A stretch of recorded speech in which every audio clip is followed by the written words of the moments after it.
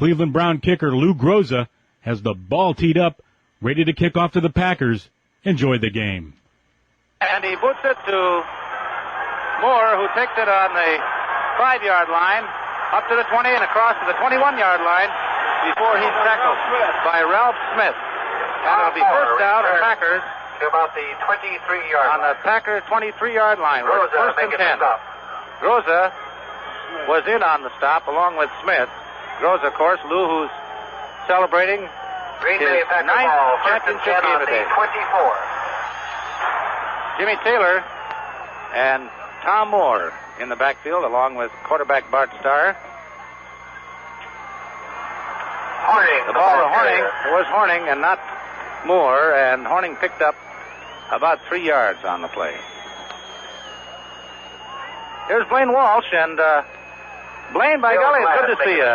We thought that you would never get here, but by golly, you're here, and did you have a little rough time on the road? Gain of about 3. It's really bad. And I'm out of breath now after climbing all the way up here. Blaine, take just a second to catch your breath if you want to, and we'll ball on the 26. pick it up here. You want to do that? Fine, Lice. Ball on the 26. Second down. Starr goes back to pass. He gets it off to Horning, but Horning can't hold it. It slips out. Bart Starr's pass intended for Paul Horning, incomplete. And it's third down.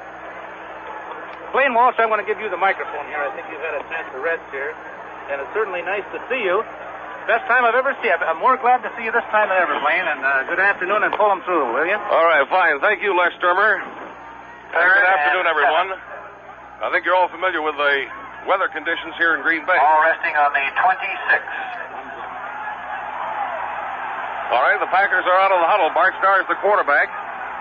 Boyd Dollar sent out wide to the right. Carroll Dale sent wide to the left. Starr back to pass. He looks, he throws up the middle, complete to Jimmy Taylor. At the 35-yard line. Bart Starr's pass complete to Jim Taylor. Galen Fisk making the stop. Pass complete to Jimmy Taylor. First down for the Packers at the 35-yard line.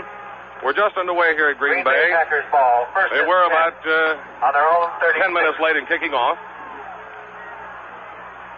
Again, Starr brings the Packers out of the huddle. Bowman down over the ball. First down 10 for Green Bay. Here's a handoff to Taylor trying the right side. He gets a couple of yards, fights his way up to the 39-yard line. Brought down by Jim Houston. Houston and Konecki making a stop on Jim Taylor.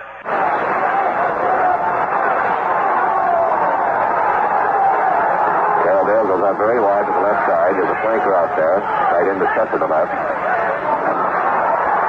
throw is to Horning again. That same play, and this time Paul Horning held the ball as he took it up to the 47-yard line.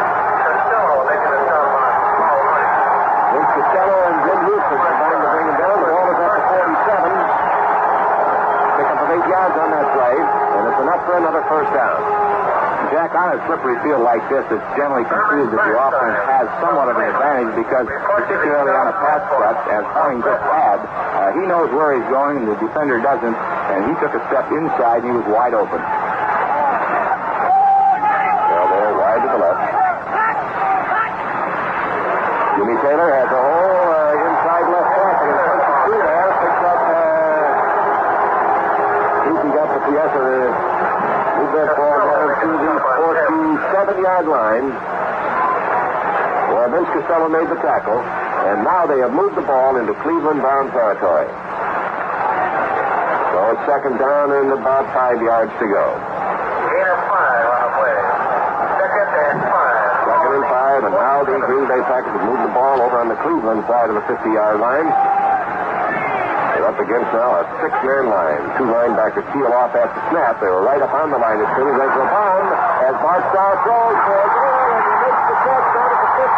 He got the 10, he got the 5, and he's in there standing up. Well, there, the flanker back. Made that grab on the 15-yard line. Then over in 3 Cleveland defenders to go into the end zone standing up, and the Green Bay Packers have taken a 6-0 lead. A 47-yard touchdown strike. Walter Beach was attempting cover on that play. And couldn't keep up with Carroll Dale.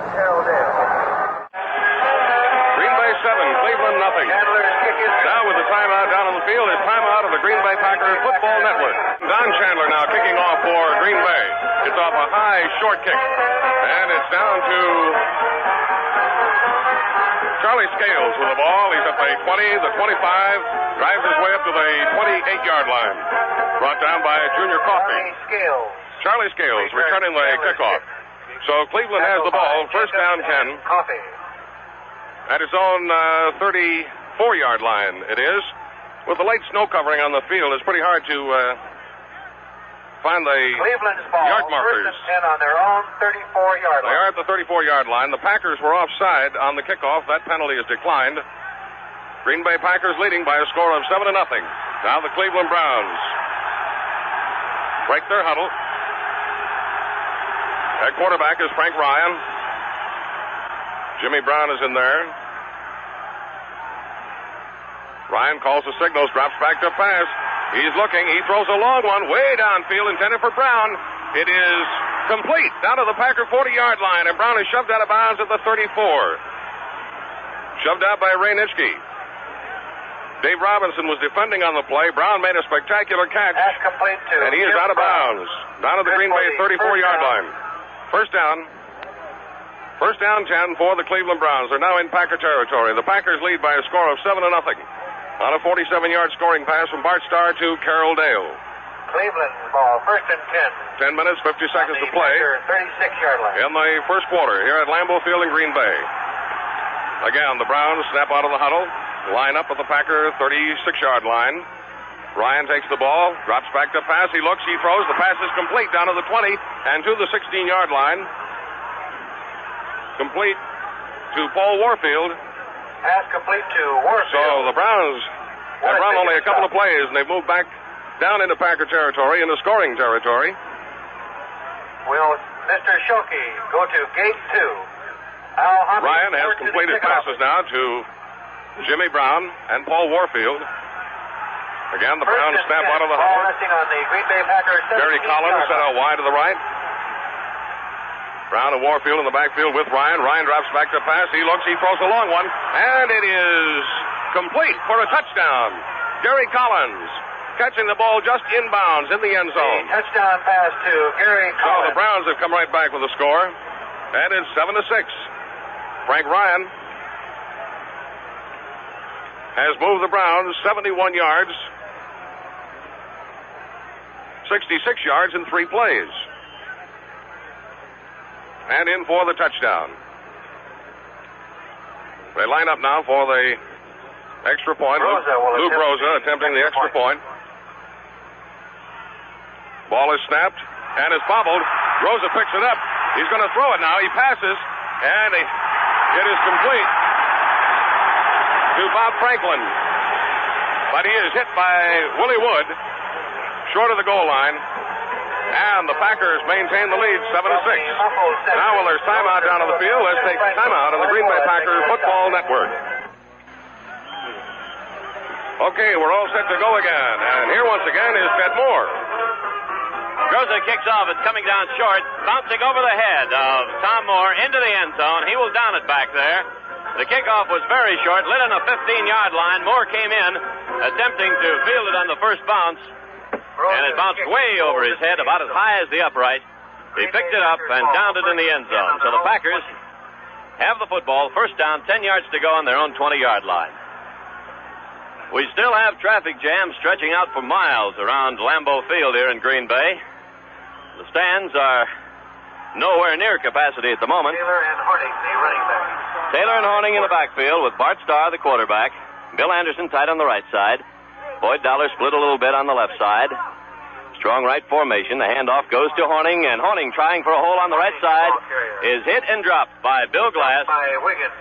about a yard or so behind the line of scrimmage. We'll see where they put the ball down. The hash marks have completely disappeared on the field, and this is going to turn into a quagmire before this game is over. The ball is placed on the 19-yard line, so it's second down and 11 yards to go for the Green Bay Packers. Ball resting on the... They're out in front by a score of 7-6 with 9 minutes and 33 seconds remaining in the first quarter of play. Packers break out of the huddle, come up the line of scrimmage. Ken Bowman over the ball. Now we have a strong right formation with Dollar flanked on the right side. Starr goes back to throw, fires a pass. Incomplete off the fingertips of Boyd Dollar, who was a step out of bounds For Boyd Dollar. as he touched the ball. Third down and 11 yards to go for the Green Bay Packers. They're on their own 19-yard line. Well, the field was in such beautiful shape for the playoff game last week. The people are waiting for their... And had we gotten any break in the weather at all, it would have been in fantastically good shape for this time of year up here in Green Bay for this game. But last night, the heavens opened up and rain followed by snow came down. Sheets of ice all over town. Bowman over the ball. Starr wipes the hand on the towel, takes the ball, goes back to throw on third down, sets himself, and he's going to be dropped. He was hit, tore away, but slipped to his knees down about the 8-yard line. Jim Kanicki was the man who hit him, and Starr got away from Kanicki.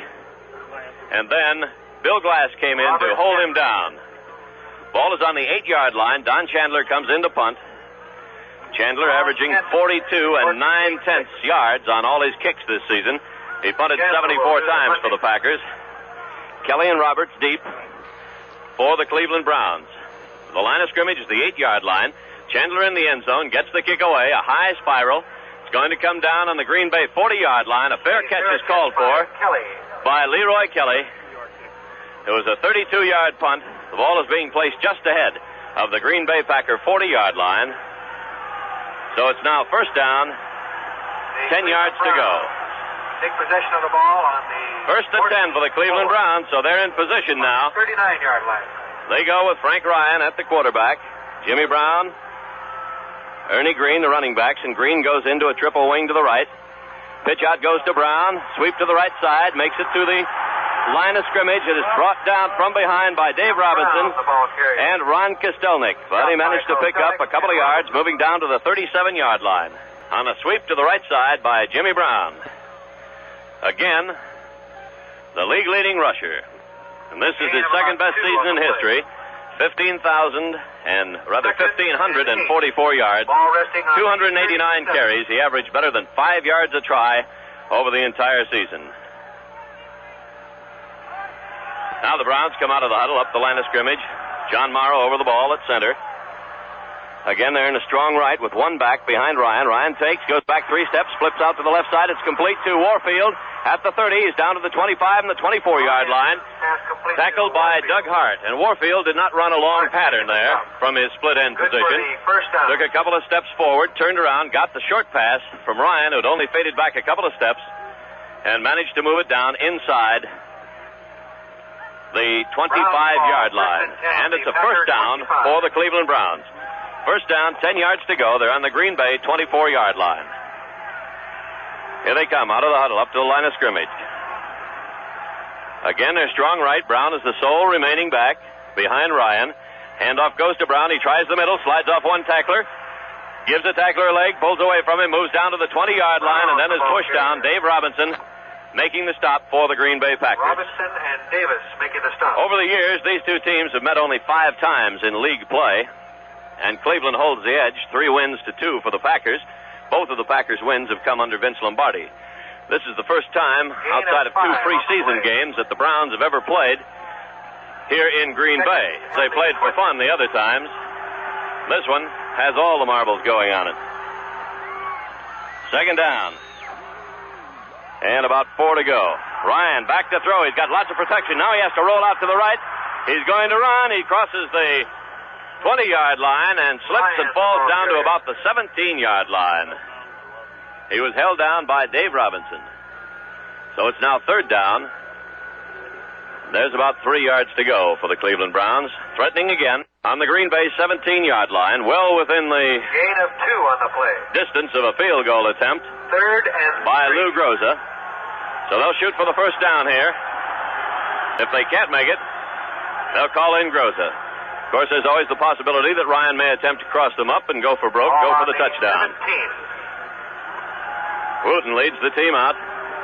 John Morrow gets over the ball at center. Ryan behind him, checks the Packer defense. It's pitched in toward the middle. Ryan goes back to throw. He's trying to cross him up by throwing long into the end zone. Incomplete. The pass was intended for Paul Warfield, running the post pattern right between the 2 goal posts. Ryan pass intended for Warfield, incomplete. And it's incomplete, and it's now 4th down. 3 yards to go for the Cleveland Browns on the Packer 17. And Lou the Toe Groza will now move onto the field for a field goal attempt from the vicinity of the 23-yard line. Groza has booted 16 out of 25 field goals this season. Bobby Franklin holding the ball on the 24-yard line. There's the snap. The kick is in the air. It is good, and the Cleveland Browns take a 10-7 lead, or 9-7 lead, rather, over the Green Bay Packers with 5 minutes and 37 seconds remaining in the first period. While we're waiting for the kickoff, it's timeout on the Green Bay Packer Football Network. Groza once again will kick off for the Cleveland Browns. Moves forward. Moore and Adderley deep for the Green Bay Packers. The Toe gets off a very high kick, coming down to Moore on the 6-yard line, up to the 10, the 15, to the 20. Runs into trouble at the 23-yard line, is down on the 24-yard line. And moving in to make the tackle was John Brewer, reserve tight end for the Cleveland Browns. So it's 1st and 10 for the Green Bay Packers on their own 24-yard line. An 18-yard run back. Let's pause 10 seconds for station identification. This is the Green Bay Packer Football Network. Star takes the ball, pitches out to Jimmy Taylor, and Taylor makes it across the 20-yard line to the 21 and is tackled by the men on the left side, led by Modulewski. Dick Modulewski. Modulewski, by the way, owns a fantastic record in title games. He's playing in his 5th straight championship game. 3 for the New York Giants and 2 for these Cleveland Browns. Loss of 2 on the previous play. 2nd and 12. Ball resting on now the Packers move up to the line of scrimmage. 2nd down, 12 yards to go.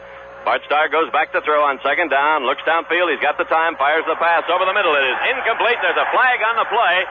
Paul Hornung and Jim Taylor were both downfield, and I believe offensive interference was called on Vince Costello, the middle linebacker of the Cleveland Browns, and I believe that it was committed against Paul Hornung, the intended receiver on that play. Hornung and Taylor were both right around the area where the ball came down, but I believe that Hornung had been held up. O'Brien, report to gate 6. Interference called against the Cleveland Browns. That's an automatic first down. Automatic first down for the Packers on the 27-yard line. That was the point of the infraction. 1st and 10, Green Bay on their own 27-yard line. Packers back in the huddle. Now they come out. 1st and 10, ball on the 20. And they change, the call has been changed now to defensive holding against the Browns. Not pass interference. It occurred before Hornung got near the receiving area. There's a handoff to Paul Hornung.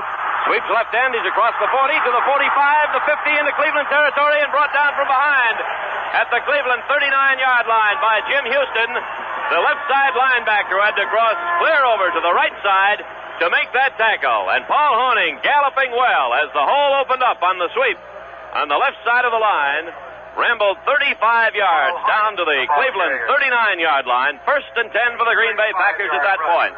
Cleveland Browns lead in the NFL championship game by a score of 9-7 with 3 minutes and 57 seconds remaining in the first period of play. And we have a light sleet or snow coming down at City Stadium as the Packers move out to the line of scrimmage. Starr takes the ball, goes back, throws a short one, complete to Boyd Dollar at the 35-yard line. Tears away from one tackler, makes it to the 30 and down to the 28-yard line before he is dropped. That's complete too. And it was Larry Benz making the stop, pushing Dollar out of bounds over at the far side of the field. Walt Beach and Galen Fisk both had a shot at him, but Dollar was determined and tore loose from their grasp and moved the ball ahead for another 7 yards after almost being stopped at the Cleveland 35-yard line. Ball is now at the Cleveland 28-yard line. Another first down for the Packers. It's 1st and 10. So far, both these teams have shown a lot of offense in this football game, despite the slow going on the field.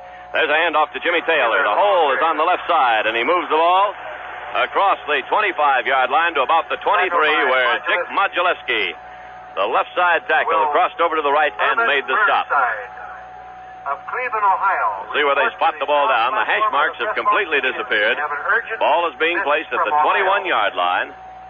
So there's a gain on the play of some 6 yards, making it 2nd down and 4 to go. Gain of about 6 on the previous play. 2nd and 4 for the Packers. They're at the 21-yard line of the Cleveland Browns.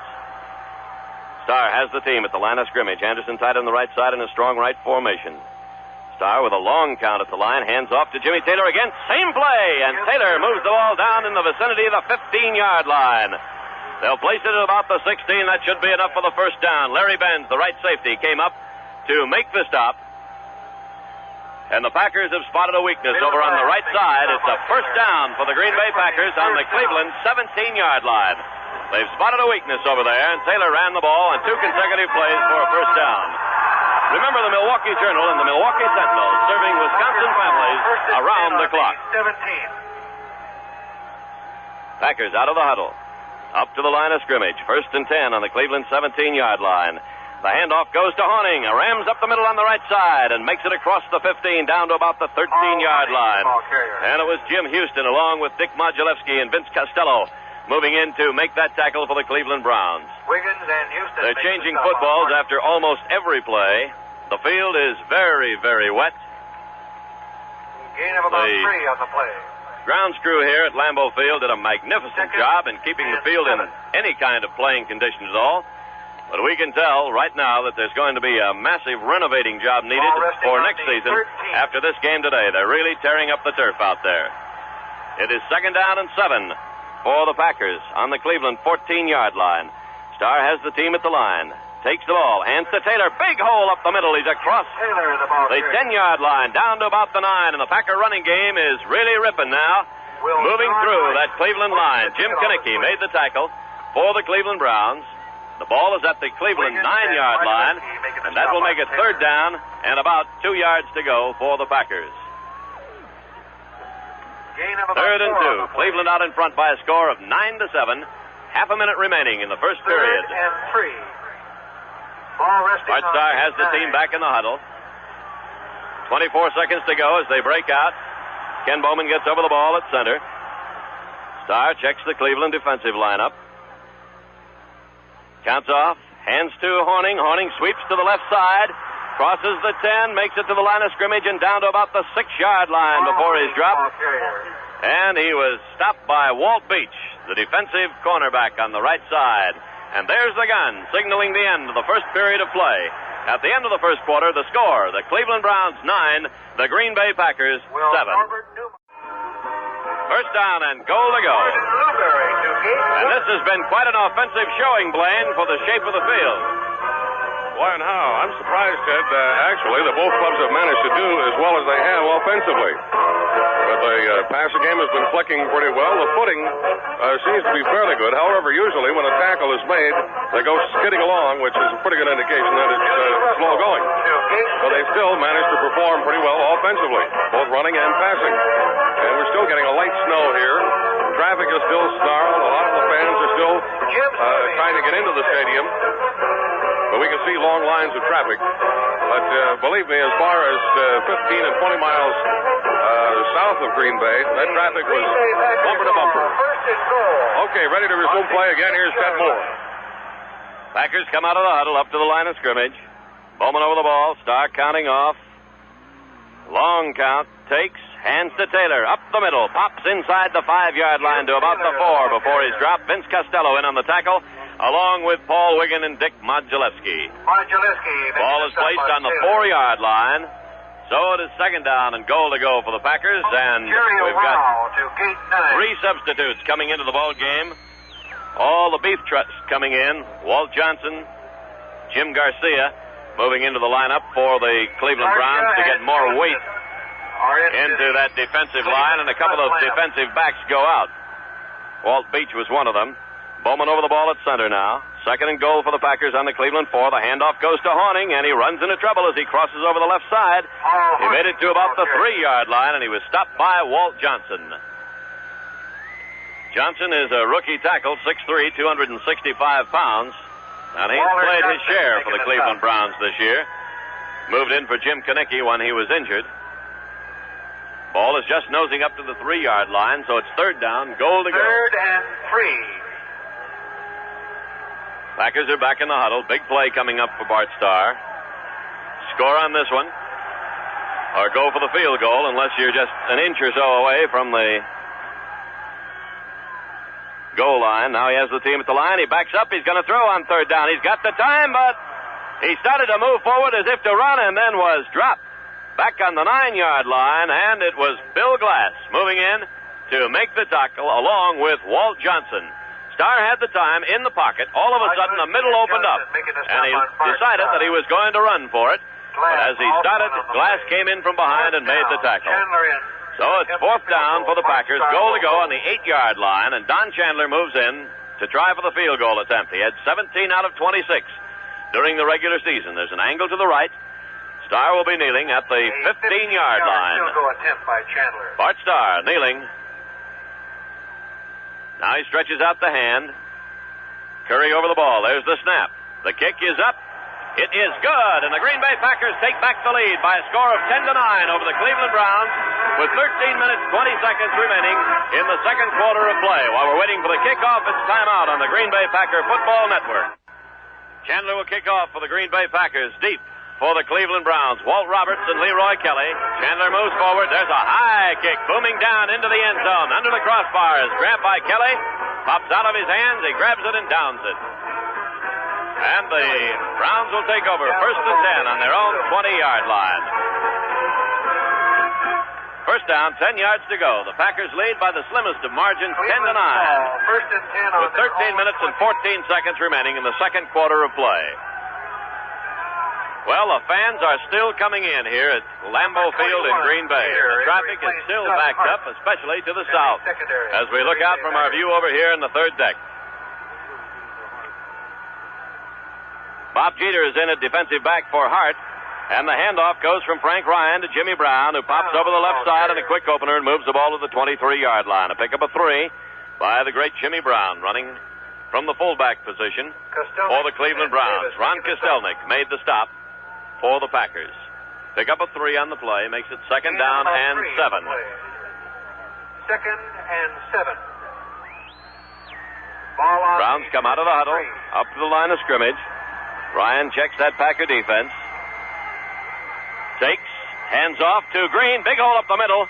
Filled nicely by one of the Packers. The ball carrier. As he moves the ball to the 29-yard line, it was Lionel Aldridge with his number completely obliterated, who slipped off to the left side and brought Green down at the 29-yard line. The big hole was there, but Aldridge moved laterally very well to fill it and keep the Browns from the first down. It's third down and about a yard to go for the Packers, with the ball nosing up to the 29-yard line. Browns out of the huddle. John Taft to gate 6.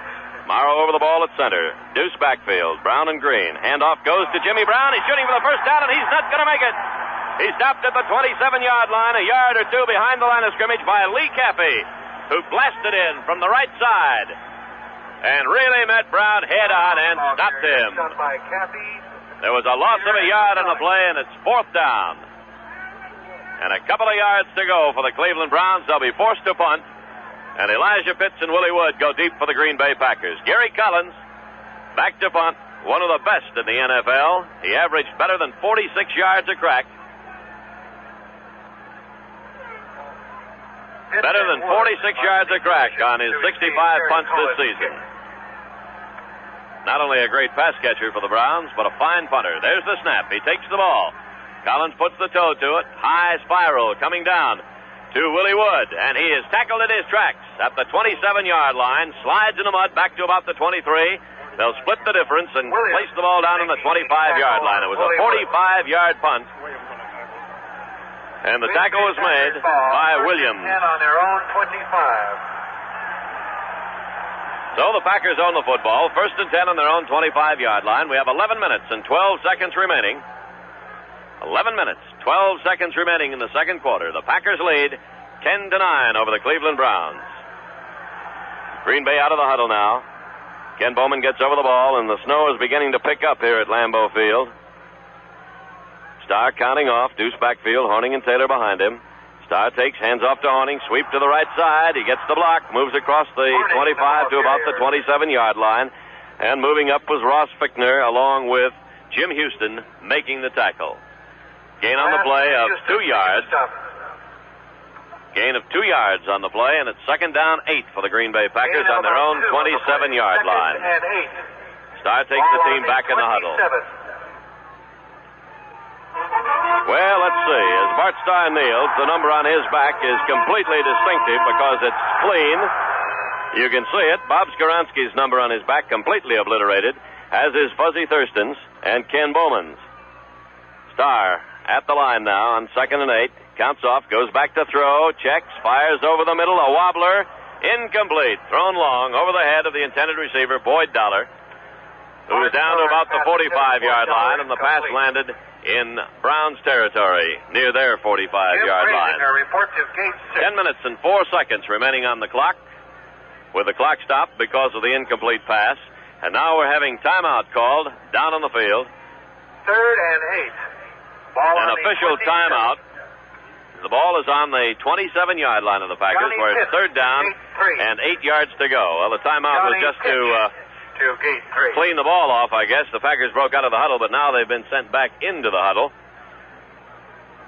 So the Green Bay Packers lead by 1 point, 10-9 here, with 10 minutes and 4 seconds remaining. Blainer, how's it look to you so far? Charles O'Brien, report to gate Well, I 6. don't know, Ted.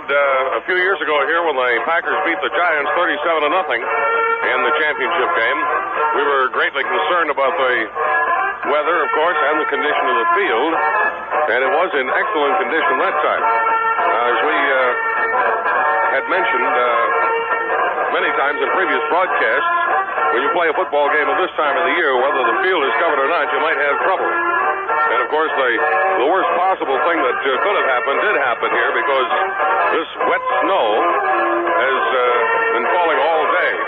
It started early, and officially they've recorded about 4 inches of snow at the airport, which is about a mile from the stadium. So the field is anything but good. But still in all, both offensive units have been managing to move the ball fairly consistently. And the Packers lead by a point, 10-9. Okay, Ted. Green Bay out of the huddle now. 3rd and Up to the line of scrimmage. Bowman over the ball. 3rd and 8. Bart Starr back to throw. Sets. Fires the ball. It is complete to Boyd Dollar at the 37-yard line. And he is tackled as soon as he grabs the ball, but he has got the first down. Moving in to make the stop for the Cleveland Browns was Larry Benz along with Bernie Parrish. But the Packers have moved to a first down through the air. The official places the ball at the 39-yard line. 1st and 10 for the Green Bay Packers. 10-9. Green Bay out in front of the best of the East, the Cleveland Browns. They wrapped up this championship some 4 weeks ago. The Packers, of course, did it the hard way. They had to go through the playoff game against Baltimore last week. Green Bay out of the huddle now, up to the line of scrimmage. Dollar flanked out on the right side. Star back to throw. Fires a quick one to Dollar, the sideline pattern. And he goes out of bounds at the 45-yard line. pass complete to Boyd Pickup of Dollar. 6 on the play. He was forced out of bounds by Bernie Parrish, 6. along with Jim Houston, the left side linebacker. Forced Boyd Dollar out of bounds. In the overall series between these two teams, we told you in league play, Cleveland has won 3, the Packers have won 2. The Packers have won their last 2 meetings in league play. 1964, Green Bay beat Cleveland 28-21 in a game played at Milwaukee County Stadium. And in the 64 playoff bowl, they beat Cleveland 40-23. So the two teams have met before in a postseason game, but that was played down in Miami. There's a handoff from Starr to Horning. He cuts around one man and moves to the 46-yard line. The man he got around was the left side linebacker, Jim Houston. Bernie Parrish came up to slow him down, and then Houston helped out with the tackle. Pick up on the play of a yard by Paul Horning on the sweep to the right side, and it's 2nd down. Check that, it's 3rd down, and about 4 yards to go for the Packers. 3rd and 4. On 1st down, Boyd Dollar picked up 5 yards on the sideline pass. Packers break out of the huddle, come up to the line. Strong left formation this time. And it's Carroll Dale, the flanker, over on the left side. Anderson tight on the left side. Deuce backfield. Handoff goes to Horning. Cuts in over tackle. Makes it up to the line of scrimmage and about a yard more. Bill Glass booming in there to make the tackle. And Glass, the big defensive right end, would not be moved out of there. He's a 255-pound, 8-year veteran. Chandler comes in to do the kicking. 4th down now for the Packers with 3 yards to go. The ball on their own 46.5-yard line. Don Chandler comes in to do the kicking for the Green Bay Packers. And we have Kelly and Roberts going deep for the Cleveland Browns. Roberts and Kelly in the deep position. Walter Roberts, Leroy Kelly, a couple of the good ones in the league, standing down in the vicinity of their 10-yard line. Line of scrimmage is the Green Bay 46. Chandler standing at the 32 to get the kick away. Now the officials indicate they're ready. Bill Curry is over the ball at center for the Packers. There's the snap. Chandler takes it, gets the kick high into the air, angling toward this side, and it's picked off on a fair catch by Leroy Kelly at the 15-yard line of the Cleveland Browns. A 39-yard kick by Don Chandler, and the Browns take over 1st and 10 on their own 15-yard line. First down, 10 yards to go. And the clock shows 7 minutes and 36 seconds remaining here in the first half. Cleveland Browns ball. Bob Jeter is still in at the defensive right corner position. He replaced Doug Hart a few minutes back. And I don't know whether Hart was injured or whether he was just taken out. Put Jeter in there to do the job of covering, but Bob Jeter is playing the right corner position. The Browns are out of the huddle, up to the line of scrimmage, slot formation to the right side.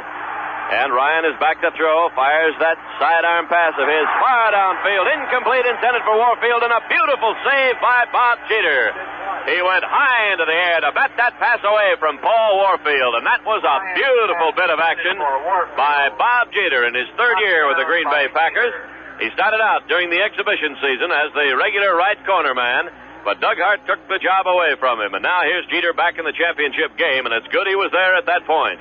Whether Warfield can really move, I think most of the fans who've seen him play before realize that he's got all the moves and he is a hard man to cover.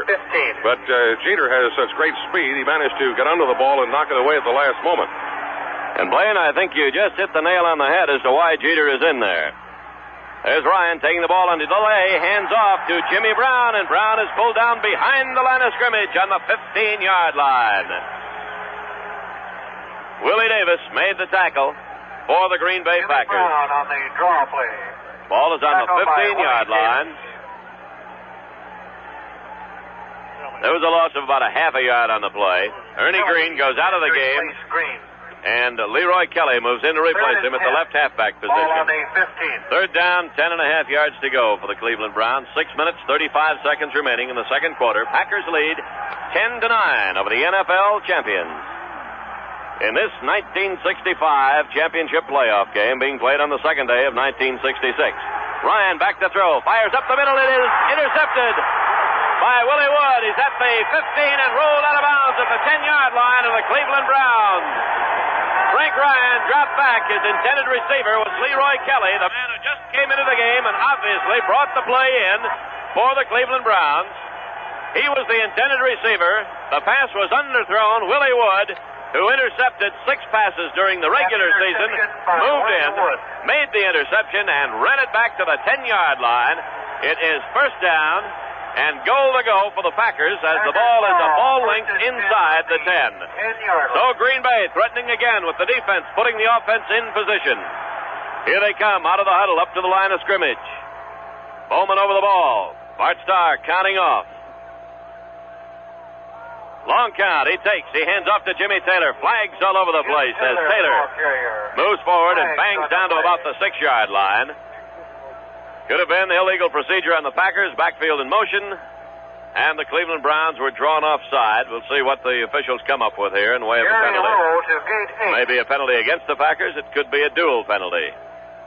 But it looks like it's going to be marched off against Green Bay. And there it is. 5 yards back to the 15-yard line. Backfield in motion called against the Green Bay Packers. 5 minutes and 45 seconds remaining in the second quarter. Green Bay 10, Cleveland 9. Packers have the football, and now it's first down and goal to go from the 15-yard line. Packers are in the huddle. Bart Starr kneeling and calling the play. Now they break out, move up to the line of scrimmage. Bowman over the ball at center, and there's a kid who has really improved during the last part of this season. Starr on a quick count takes the ball, goes back to throw, pitches into the end zone, incomplete, over the head of the intended receiver, Carroll Dale. 15 yards to go for them, goal to go from the Cleveland 15. Starr goes back to throw again, fires a short swing pass out to Jimmy Taylor, who drops it back on the 20-yard line. Starr's pass to Jim Taylor. Incomplete. And it's third down, goal to go for the Packers from the Cleveland 15-yard line. Well, the Green Bay Packers have been in 7 World Championship games. They've won 5 and they've lost 2. The Cleveland Browns have been in 8 World Championship games, and they have split even, winning 4 and losing 4. The Packers, of course, racked up 3 championships before the playoff system was instituted. Packers out of the huddle, up to the line of scrimmage. Those numbers are completely gone on the Packer line now. Starr goes back to throw, sets, he finds his target, he hits, incomplete. Boyd Dowler had the ball on the 2-yard line and dropped it. And Walt Beach was all over him down there. No interference penalty called, however. He didn't touch Dowler till after the ball had incomplete. Met Dowler's hands. And so we'll have another field goal attempt now with Bill Curry moving in to center the ball. Bart Starr will hold, kneeling at the 23-yard line, and Chandler will attempt. The angle is to the right. Chandler's kicked 1 so far this afternoon. There's the snap. The ball is placed. The kick is in the air. It is good, and the Green Bay Packers lead by a score of 13-9 over the Cleveland Browns while we're waiting for the kickoff and timeout on the Green Bay Packer Football Network. So the Packers have moved out to a 4-point lead now. Don Chandler has the ball teed up. He's ready to kick off, and we have Kelly and Roberts deep. Chandler moves forward, gets the kick away. It's carrying down to the 5-yard line where Roberts takes it, moves up to the 10, the 15, the 20, cuts to the outside, the 25 to the 30, and is filled at the 31-yard line. There was a flag on the tackle, near the vicinity of the tackle anyway, and I believe it was Willie Wood who moved in to make the stop, and clipping is called against the Cleveland Browns. So the penalty will be marked off from the 31-yard line. Take them back 15 yards to the 16, where it'll be first down and 10 to go for the Green Bay Packers. The Packers in the big one for the first time since 1962. Ball is marched back to the 16-yard line. First and 10 for Cleveland. It's a great day at City Stadium in Green Bay. Snow falling intermittently throughout this championship game. Ryan has the team at the line now. Hands off to Jimmy Brown. Sweep to the left side. Brown crosses the 15 over the 20 and close to the 25-yard line. Rolled out of bounds at the far side of the field by Lee Caffey along with Henry Jordan and Bob Jeter. Pick up on the play of close to 8 yards by Jimmy Brown. He ran his sweep to the left side. Brown, one of the unique runners of football in that he has great power and can be used straight up the middle, inside. He also has fine speed and runs the ends like a halfback. He's led the league every year but one in rushing. This is his 9th season. The only year he didn't lead it, Jimmy Taylor did. Brown's up to the line of scrimmage. The handoff goes to Ernie Green, the halfback, and Green, shooting for the first down, makes it across the 25-yard line and about an inch more as Willie Davis brings him down. It was a 3rd and 1 situation. We'll have a measurement now. It's going to be very, very close. We might not even have a measurement. No, they're moving over to grab the chains now. It's very, very close to a first down.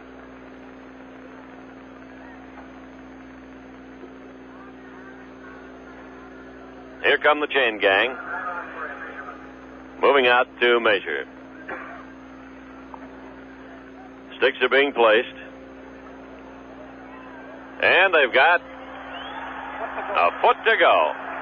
It's 4th down and a foot to go for the Cleveland Browns. Well, here's a big decision to make. It's fairly early in the football game. 4 minutes and 54 seconds remaining in the second quarter of play.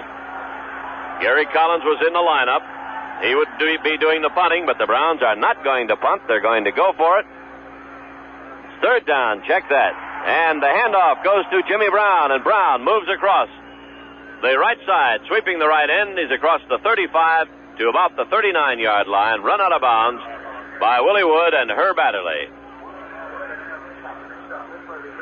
So they made the first down with yardage to spare.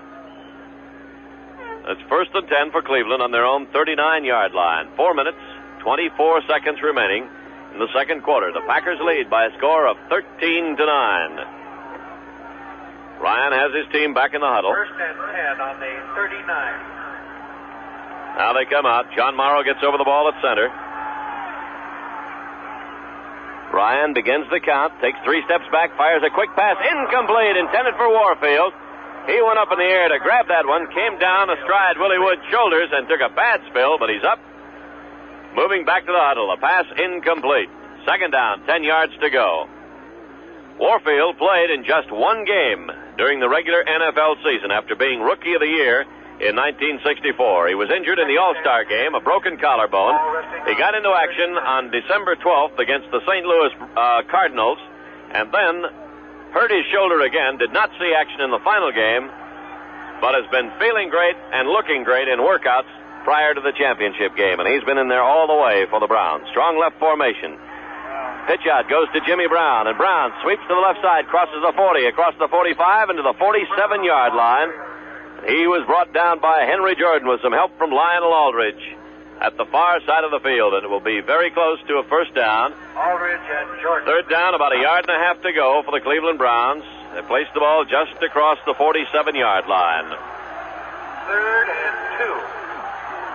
So it's third down. We mentioned about 1.5 yards to go. Ball is at the far side of the field. The Browns break out of the huddle. Gary Collins goes wide to the right as the flanker. Deuce backfield, Brown and Green. Behind Frank Ryan. He hands off to Jimmy Brown.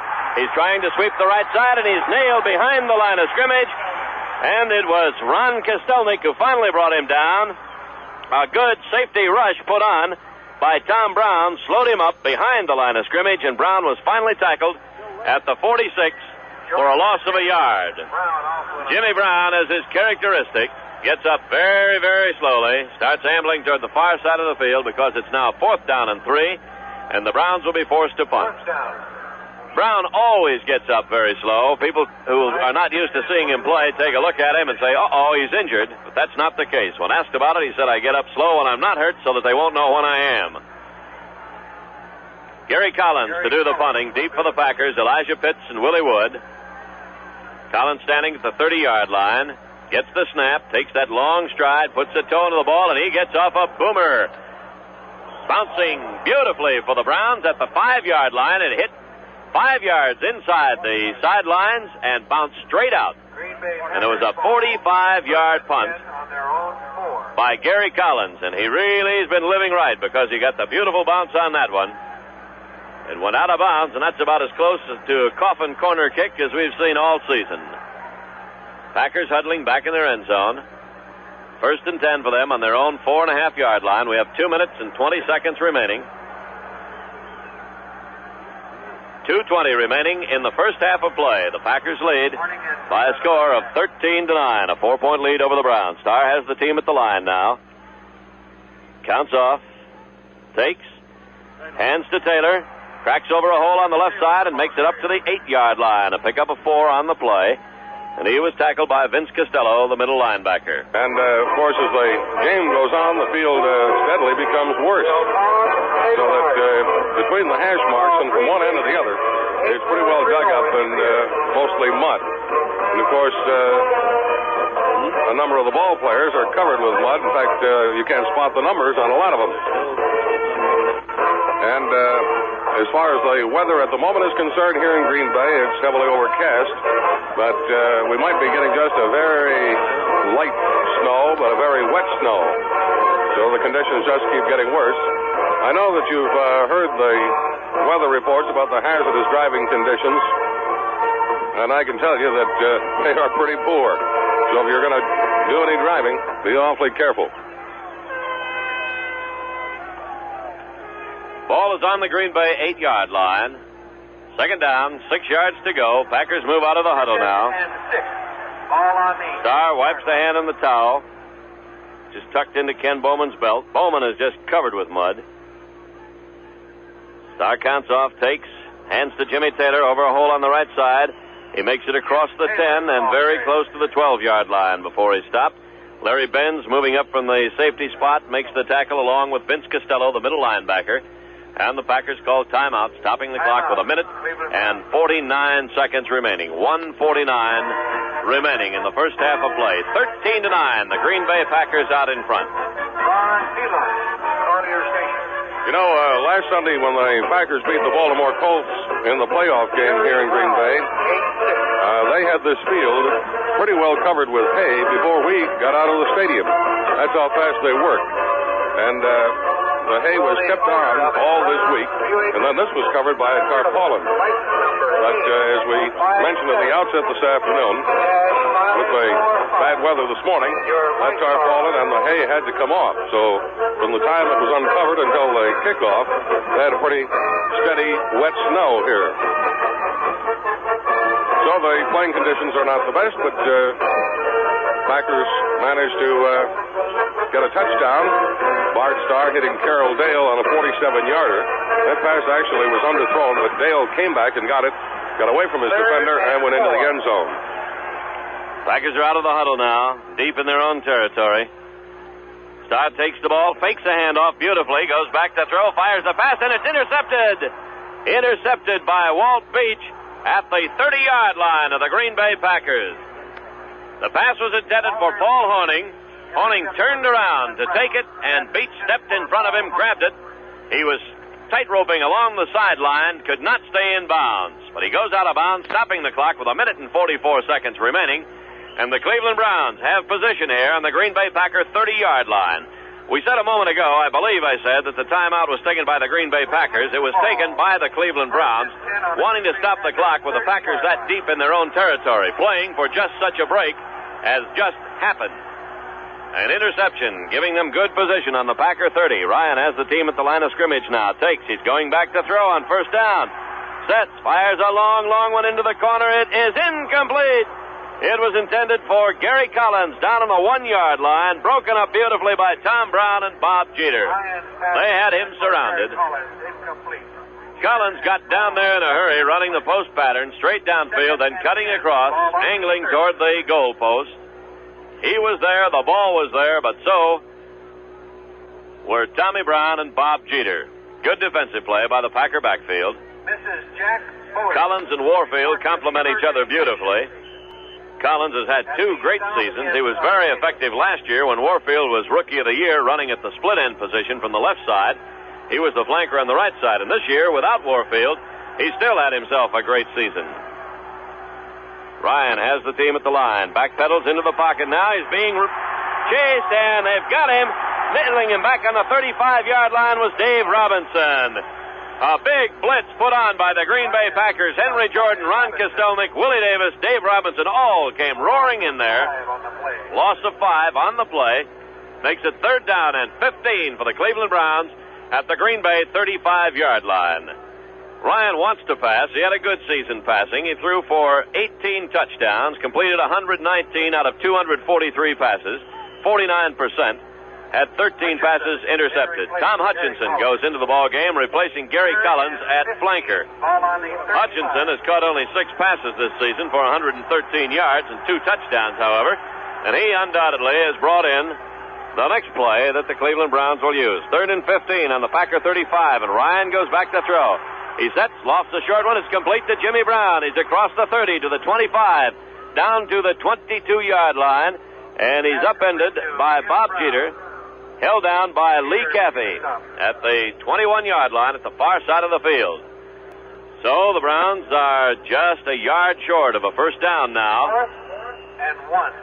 And we've had time called by the Cleveland Browns, stopping the clock with 53 seconds remaining. 4th down and a yard to go. Now the question facing the Cleveland Browns. Should we go for the field goal or should we go for the first down and try to get the touchdown? A field goal will still leave them 1 point behind the Green Bay Packers at halftime, barring any unforeseen happenings in the last few seconds of play. A touchdown, of course, would enable them to to leave the field at halftime with a lead. We've had a complete change of units. Practically a complete change of units, and Lou Groza has moved out onto the field. The Browns are going to play it safe, try to move up to within 1 point of the Packers here. Groza will attempt a field goal. Bobby Franklin will hold. Franklin will kneel at about the 28-yard line. The angle is to the right. Groza, scoring champion of the playoff game, gets the kick away. It is good. Just making it over the crossbar. toward the right side of the crossbar, and with 48 seconds remaining, the Green Bay Packers' lead has been sliced to 1 point, 13-12 over the Cleveland Browns. 48 seconds remaining in the first half. So Lou the Toe Groza has added another 3 points to his illustrious record as scoring leader in National Football League championship games. This is his 9th championship game for the Cleveland Browns. He's appeared in every one that the Browns have been in. And he does a great job for them. Going into today's game, he had scored 49 points. He has scored now 6 points in this game, giving him a total of 55 points. And Paul Hornung leads in total points in a single championship game with 19. That was against the New York Giants back in 1961 on a touchdown and 4 extra points and 3 field goals. Paul had himself a bang-up day that day.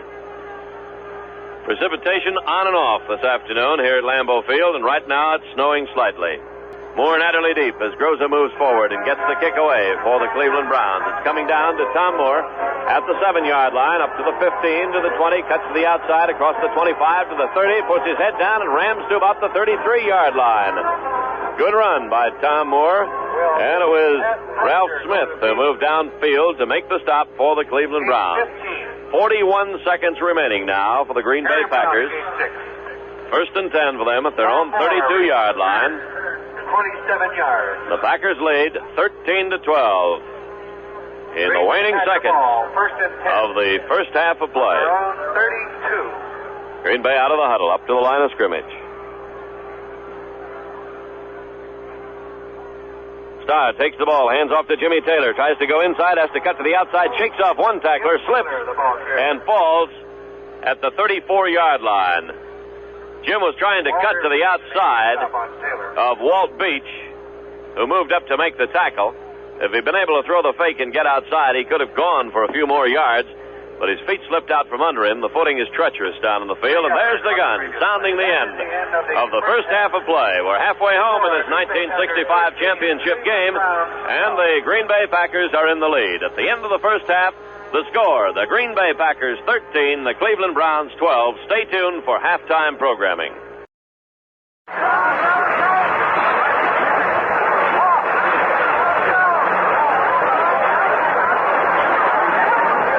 Now it's halftime at Lambeau Field in Peckerland at Green Bay, Wisconsin. Green Bay 13, Cleveland 12 at the end of the first half. The teams have gone to the dressing room and take a look at the situation and what's going on here again is Jimmy Morse. Thank you, Jack Drees. For those of you around the country and actually around the world via Armed Forces Radio that may have joined us late this afternoon here at Green Bay, I'll run down the scoring for you as it took place here in the first half of play. The Packers were the first to score. Bart Starr shooting a 47-yard pass to Carroll Dale. Don Chandler kicked the extra point. This was in the first quarter, and the Packers led by the score of 7-0. However, the Cleveland Browns came right back in 3 plays. Pass play. They went to actually 78 yards, I believe it was, in 2 plays. The final 17 yards coming on a pass play from Frank Ryan to Gary Collins. There was a fumble on the exchange of from center to the point after touchdown holder. Lou Groza actually gained control of the ball and tried to throw a pass that was incomplete. So at that point, the Green Bay Packers led the Cleveland Browns by the score of 7-6. And a few moments later, the Packers got control, or I should say the Browns got control of the ball once again. This time, Lou Groza kicked a 24-yard field goal, and the Cleveland Browns led the Packers by the score of 9-7, still in the first quarter. And during that first period, the Packers controlled the ball for 20 plays. The Cleveland Browns had the ball for only 9 plays.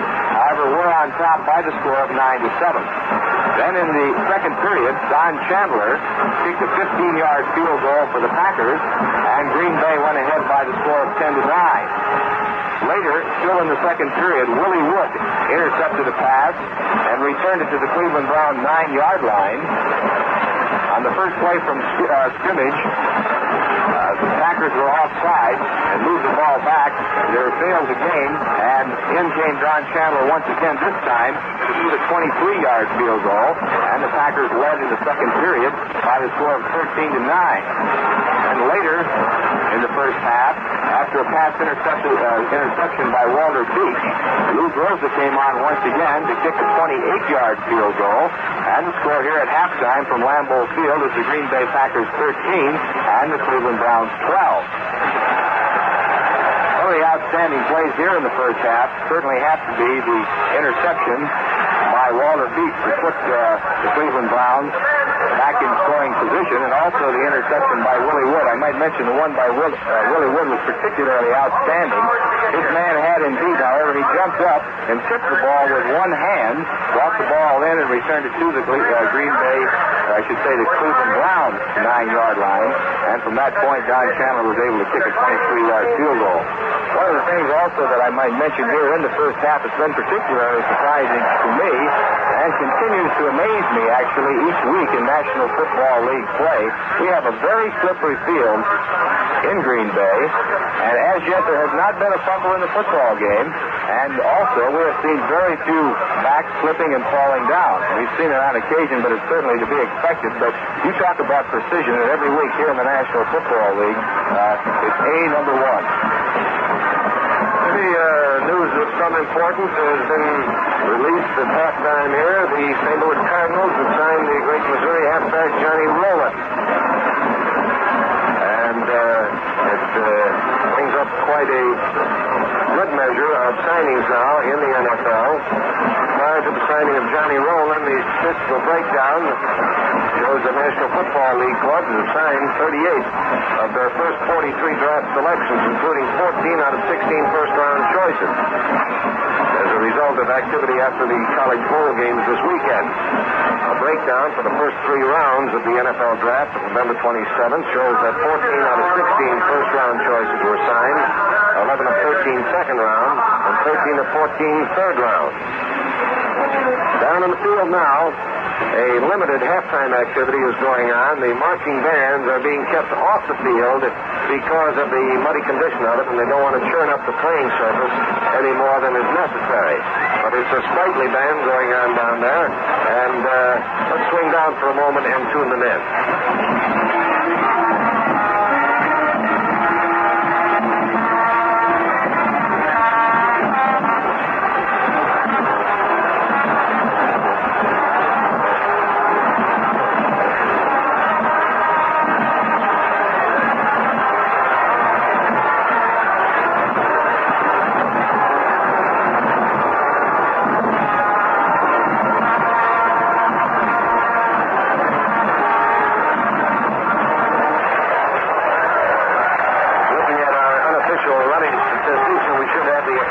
Statistics up from the press box momentarily, but the rushing duel between these two great fullbacks, Jimmy Taylor and Jimmy Brown. Brown unofficially has carried 10 times for a total of 44 yards. Jimmy Taylor 11 times for a total of 39, so they're about dead even. The big rusher has been Paul Hornung. Paul Hornung has gone for 44 yards in 9 carries.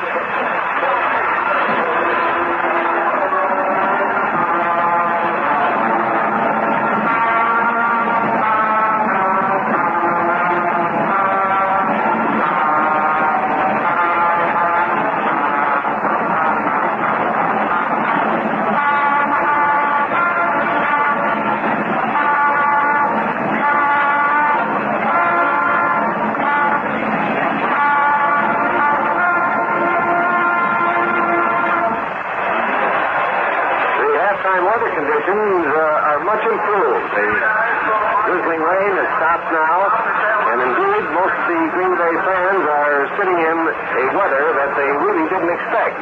Well, the temperature is up above freezing. It's about 15 to 20 degrees above what can be normally expected in January in Green Bay. And the field now with a chance to dry out a little bit. A breeze of between 12 and 18 miles an hour was scheduled for today, but the flag is hanging limp from the flagpole, and there is no wind to affect any gameplay. The situation in the second half could open up the game a little bit. Matter of fact, it was not until we were well into the second quarter of play that either team tried a blitz. Green Bay did blitz Frank Ryan on a passing situation and brought it off, which indicates the footing is firming up a bit. Prior to that time, both quarterbacks had kind of a free search on things. The linemen and linebackers could not get off their marks very quickly in the slippery footing, and so they were having a little better time of it in their time to throw. And as a result, the passing statistics are rather impressive. Starr is at an even 500 with 6 out of 12, and Frank Ryan for Cleveland has completed 5 out of 9.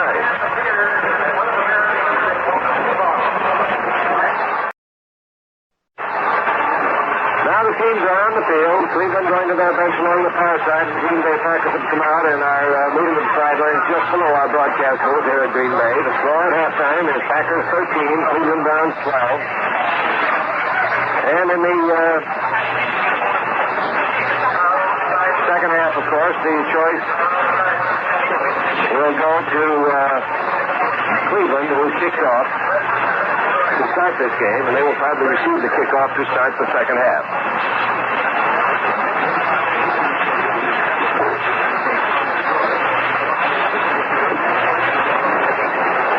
Frank Ryan is warming up on the far sideline, throwing sort of top-speed passes over there, drops back a couple of steps, and then takes a long, lazy throwing motion, just loosening up.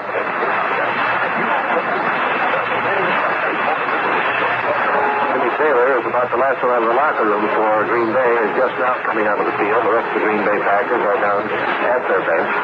And now the last members of the Cleveland Browns have come back to the locker room. And we might report that Bernie Parrish was the last to leave the Cleveland team. Now Cleveland goes out and begins to deploy on the football field to receive the kickoff.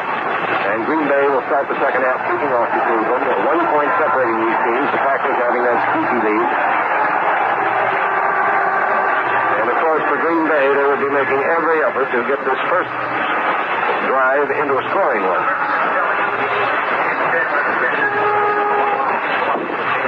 The deep men for the Cleveland Browns are Leroy Kelly and Walter Roberts. They're down on the goal line now as John Chandler has the ball teed up along the 40-yard line. Chandler backs away. We're ready to start the second half. Green Bay 13, Cleveland 12. Green Bay kicking off to the Browns. Chandler gets one deep into the end zone. Going back about 4 yards deep is Walter Roberts, who's back across the 20 already. And then shooting to the right is tripped up as he nears the 30-yard line and is down just across. The Hank Greminger coming up to make the tackle for Green Bay. You talk about little men in the National Football League, you certainly have to talk about Willie Roberts and give him a lot of credit. He only weighs 161 pounds, and he stepped in and filled the big shoes of Paul Warfield all year long and did a magnificent job. And on kickoff returns, he returned 18 for 493 yards this year. They put a fresh jersey on Jimmy Brown. He'll be nice and clean for about one play. The snow is falling here again, and Brown trying to through the left has been dumped and dropped behind the line of scrimmage, and will be down for about a 2-yard loss. And again, it was Ron Kostelnik, left tackle for Green Bay, coming in this time helped out by Leroy Cathy. So that puts the ball back on the 29, and it'll be second down and 12 yards to go.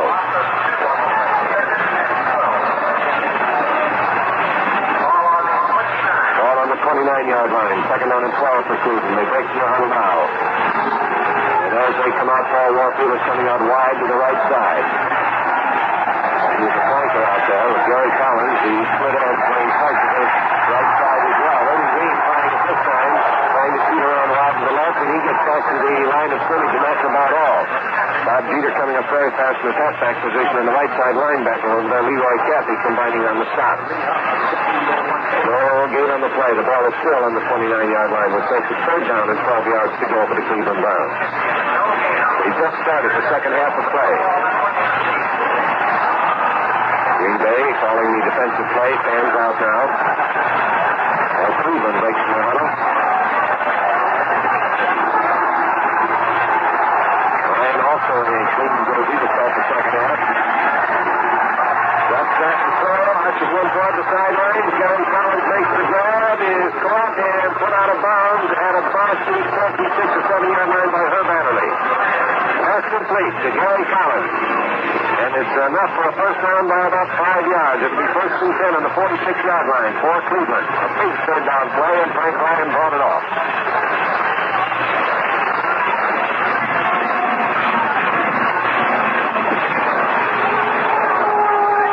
Ball on their own 46, 1st and 10.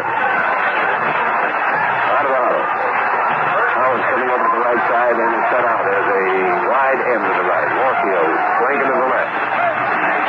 Ryan back to throw. A quick one out to Warfield, and Warfield looked away before the ball got to him, and it bounced out of his hands incomplete. He grabs a handful of mud and throws it disgustedly to the ground as he gets up. Bob Jeter was over there covering on the play.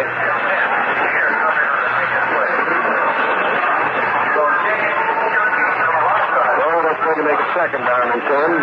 Timeout is called on the field of play with the score Green Bay 13, Cleveland 12.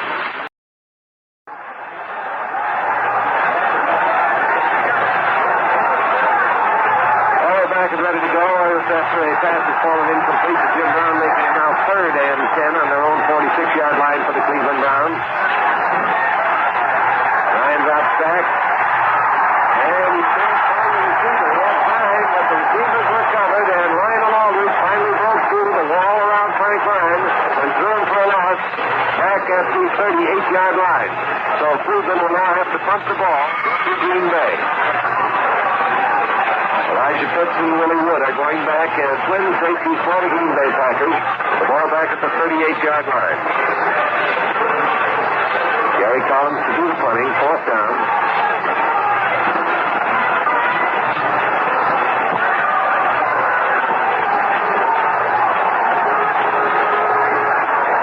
The snap is on its way. It's a little low, but Collins takes it, recovers, gets the kick on its way. Elijah Pitts takes it around the 20, gives John Kerr back to the 10. And as he tries to turn around and get back up field, he is hit and dropped at the 9-yard line. Dan Zurich was the first to hit him. Got him down at the 9. Let's see if he fell forward to defend and be in that area that the Green Bay Packers will put the ball in play. Collins' kick was a low liner, and Elijah Pitts was moving backwards as he had to go back to catch the ball. And then kept on going backwards, trying to get an angle against the round tacklers coming down.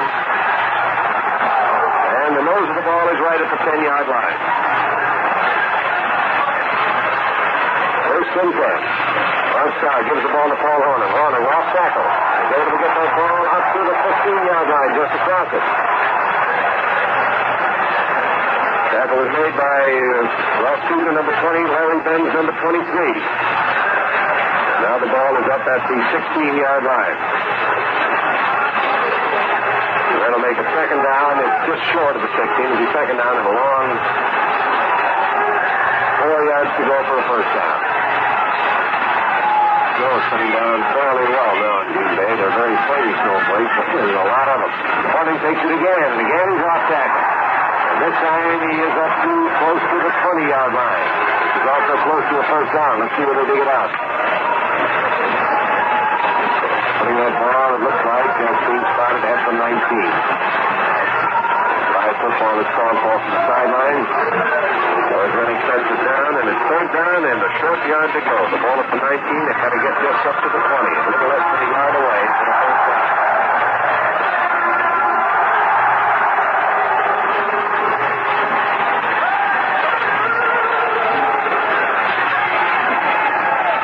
Start calling the signals, gives it to Jimmy Taylor. He's got the 1st down. Oh, he went into that line. And took the ball up to around the 21, and there's a little argument going on as Taylor disengages himself from the grass from about half the front. And it's 1st and 10.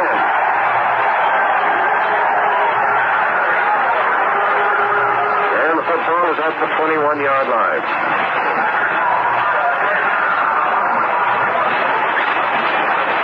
More than 10 minutes left to play in the 3rd quarter. The score holding at a halftime margin of 13-12 in favor of the Green Bay Packers. The Packers have picked up an important 1st down. Now have the 1st and 10 at the 21. Horning and Taylor, the running backs, are both set back of the quarterback in running position. And it's a pitch out to Jimmy Taylor. And Taylor, cutting inside his blockers, who right out the corner man, is able to bring that ball up to around the 26-yard line, where Bernie Parrish was able to make the tackle. So Hornigan going out to move in with Jerry Kramer and double team the corner man over there. Jim? In each of the last three plays, the left defensive tackle for the Cleveland Browns, Dick Morzalewski, has moved in the gap between the guard and the center rather than playing head up the guard, and that's exactly the way that the Packers have been running. Timeout. No timeout is called on the field of play with the score of Green Bay 13, Cleveland 12. Second down 5 for the Packers. Their own 27. Starr goes back to throw, spots his target, fires. It is complete to Boyd Dollar at the 38-yard line. Tackled immediately by Bernie Parrish. And that is a first down for the Green Bay Packers. First and 10 at their own 38-yard line. First down, 10 yards to go. Bob Long moves into the lineup for the Packers, replacing Carroll Dale at the flanker position. Packer defense has been very tough on Jimmy Brown this afternoon. Long moves out to the left side as the flanker. They've got the fly pattern going now, and a handoff goes to Jimmy Taylor, and he romps up the middle. And he moves across the 45-yard line to the 46. A gain of 8 by Jimmy Taylor as Bob Long managed to decoy the center of the Cleveland defense. They were looking for the long pass, left the middle open, and Taylor went right through it. Jim Kinnicky made the stop along with Galen Fiss at the 46-yard line. Pickup of 8. And it's second down and 2. Taylor has now picked up a total of 48 yards on 13 carries in this game. Starr has the team at the line. Long flanked on the right side. Handoff goes to Taylor, and Taylor runs across the 50 down to the 46-yard line of the Browns. Walt Beach made the tackle, and Jimmy Taylor just put his head down and rambled on that play. Good block thrown by Fuzzy Thurston to spring him at the line of scrimmage. There's a guy who's done a great job for the Packers this year, Fuzzy Thurston. Good comeback. In his 8th season of pro ball, he was counted out by many of the Packer fans after 2 separate shoulder injuries last year. But he fought his way back into the starting lineup, and he's been playing great ball for them during the last third of the season. Packers come up the line, which is the Cleveland 46. It's first down, 10 yards to go, and Starr is going back to throw on first down. Pitches a short one, complete to Jimmy Taylor. He's at the 40, breaks loose from a tackler, moves to the 36-yard line, and is ruled out of bounds in front of the Packer bench by Walt Beach, the right halfback, who came up, and Taylor broke loose from Galen Fiss. And it's another first down for the Green Bay Packers. Another first down for the Packers in Cleveland territory on the Browns' 35.5-yard line. Bart Starr is moving the club very well at this point, which is 7 minutes and 23 seconds remaining in the third period. 13-12, the Packers out in front. Starr has the team in the huddle. Takes him up to the line of scrimmage now. Bowman over the ball at center. Hands off to Horning. Slash over the right side, and Horning scampers across the 25, down to the 20, into the 15-yard line. The big hole was there on the right side. Beautiful blocking by Jerry Kramer, Forrest Gregg. And Horning drove through it, rambling all the way from the 36-yard line down to the 15 of the Cleveland Browns, and Larry Benz, the right safety man, finally brought him down. Beautiful run by Paul Horning, good for 21 yards. And another first down for the Green Bay Packers. Packers definitely moving in now. Starr counting off. Takes, hands to Taylor, up the middle, across the 15 to the 13-yard line. Straight ahead smash, Vince Costello making the stop for the Cleveland Browns along with Jim Kinnicky. Packers threatening again. 6 minutes, 2 seconds remaining in the third quarter. Paul Horning is having another one of his great clutch performances. Now gained a total of 76 yards in 12 attempts. Starr takes the ball, hands off to Horning, sweep to the left side, he's got the block, he's inside the 10, he's at the 5, cuts into the end zone for the touchdown. And there you saw the Green Bay Packer power sweep as of days of yore, as Forrest Gregg cleared the way with a beautiful block in the vicinity of the 5-yard line to spring it loose. The 2 guards, Jerry Kramer and Fuzzy Thurston, doing a great job at the line of scrimmage, and the Packers are out in front by a score of 19-12 over the Cleveland Browns.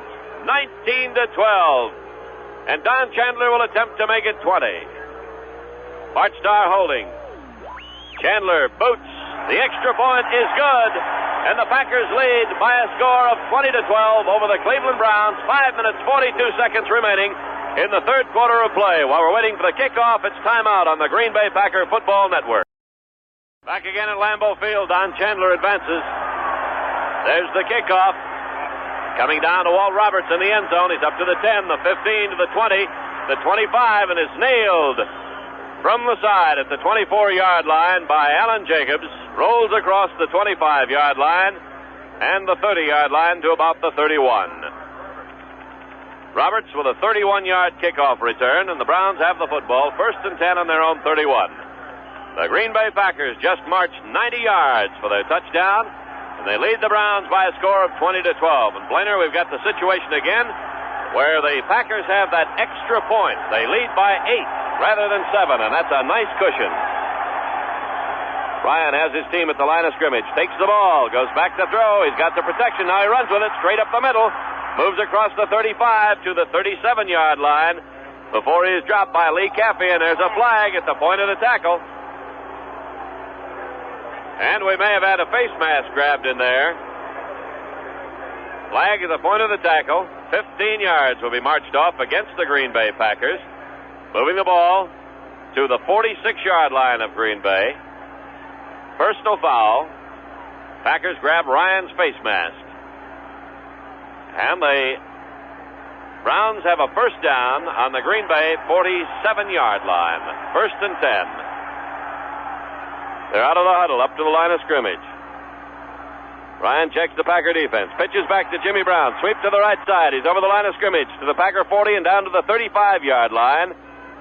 Tackled by Willie Wood with some help from Tom Brown and Henry Jordan. Brown once again gets up very slow. Officials will place the ball down at about the Green Bay 37. Place it at the Green Bay 37 where his forward progress was stopped.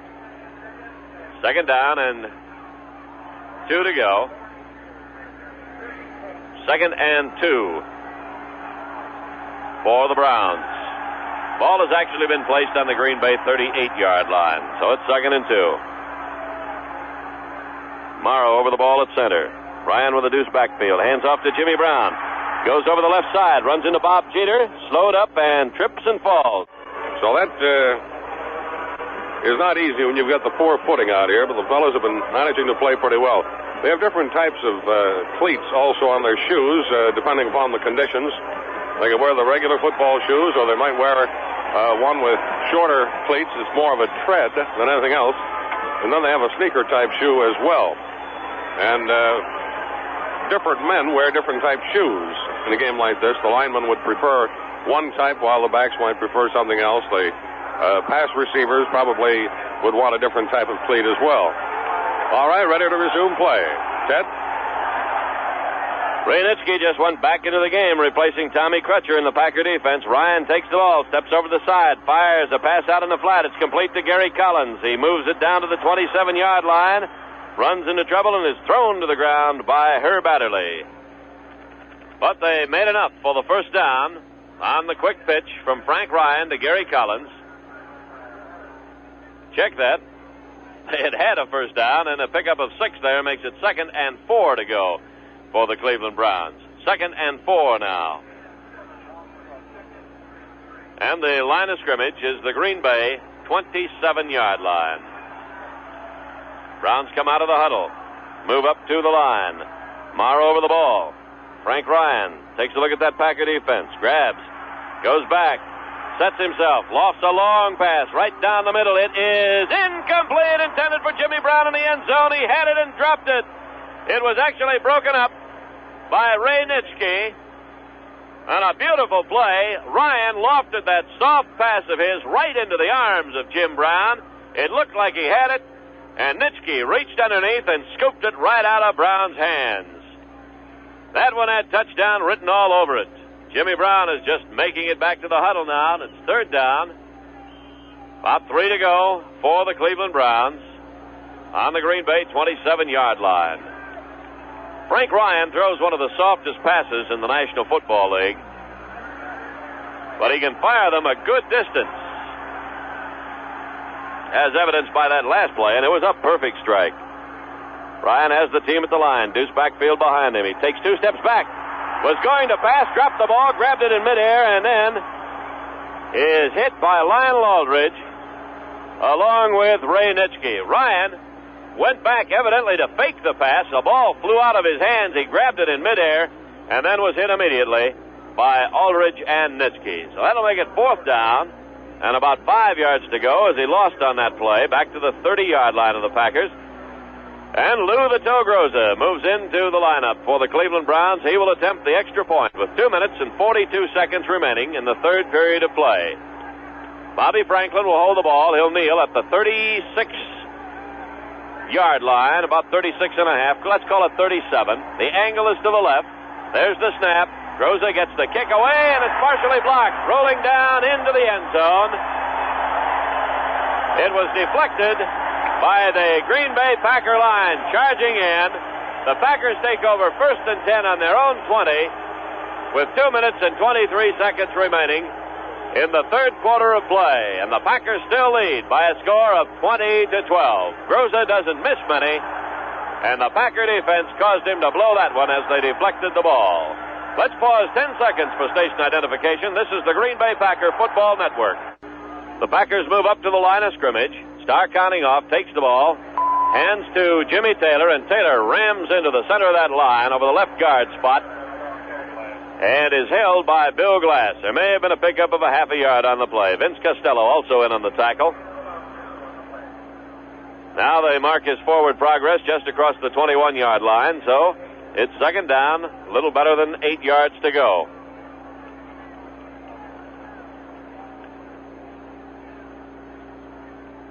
Packers go back in the huddle. We have a strange set of weather conditions here at Green Bay this afternoon. There's vapor coming from the stands, and when the players gather in a huddle, it looks like a cloud rising. There's Starr back to throw. He fires a pass incomplete. It was intended for Bill Anderson at the 30-yard line. Every time the players move into a huddle, a cloud of vapor rises into the air. Both sides, the defensive huddle, the offensive huddle. And every time there's a big roar from the crowd in front of us, we get another big crowd of vapor that rises right in front of the broadcast booth. And going the other way, that's right, it's hot air.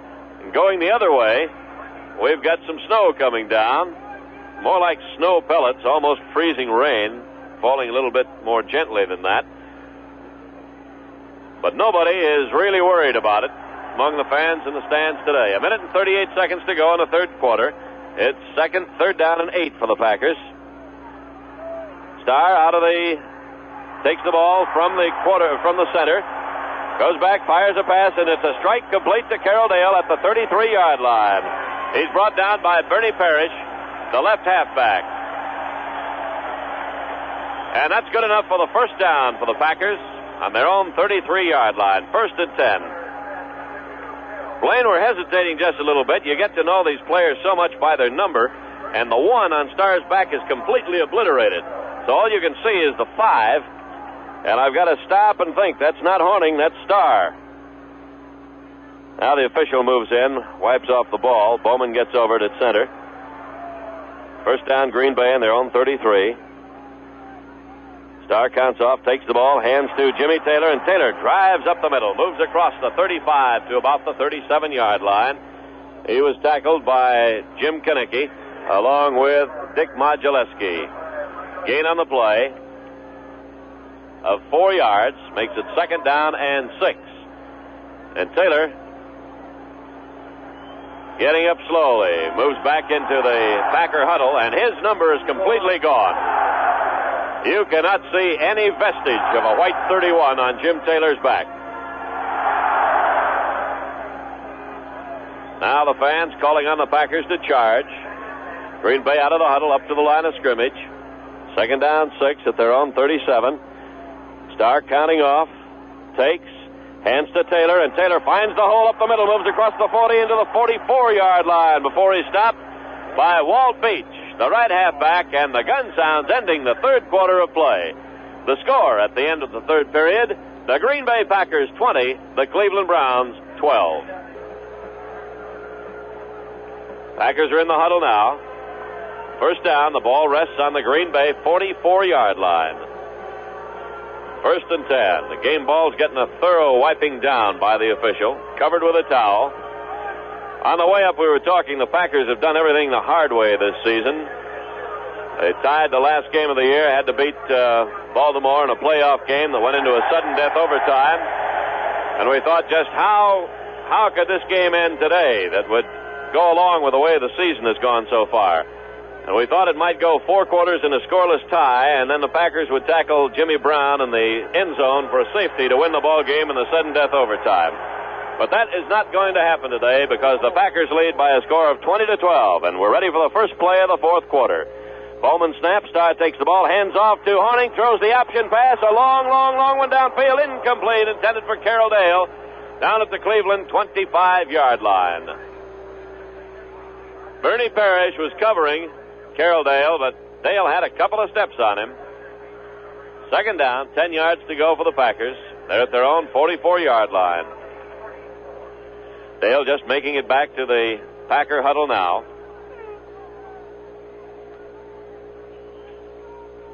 Green Bay Packers shooting for their 6th victory in a World Championship game to add to their 8 titles won thus far. 3 of the titles won before the divisional playoff system was installed. Bowman over the ball. Starr takes.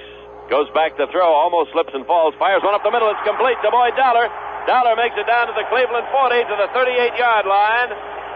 And he was brought down at the 38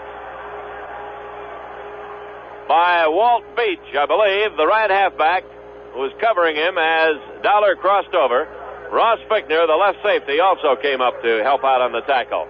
The Packers move to another first down, this time on the Cleveland 38. And this Packer offense has been in pretty high gear here in the second half of play. They've been grinding it out, and the defense, of course, has performed magnificently. It was Henry Jordan who blocked Lou Groza's attempt for the field goal just a few moments ago. Starr has the team at the line, takes the ball, hands off to Jimmy Taylor, and Taylor cracks into the middle, moves down to the 35 before he stopped. And it was Jim Houston, the left side linebacker, who led the tacklers. Pick up on the play of 3 yards, makes it second down and 7.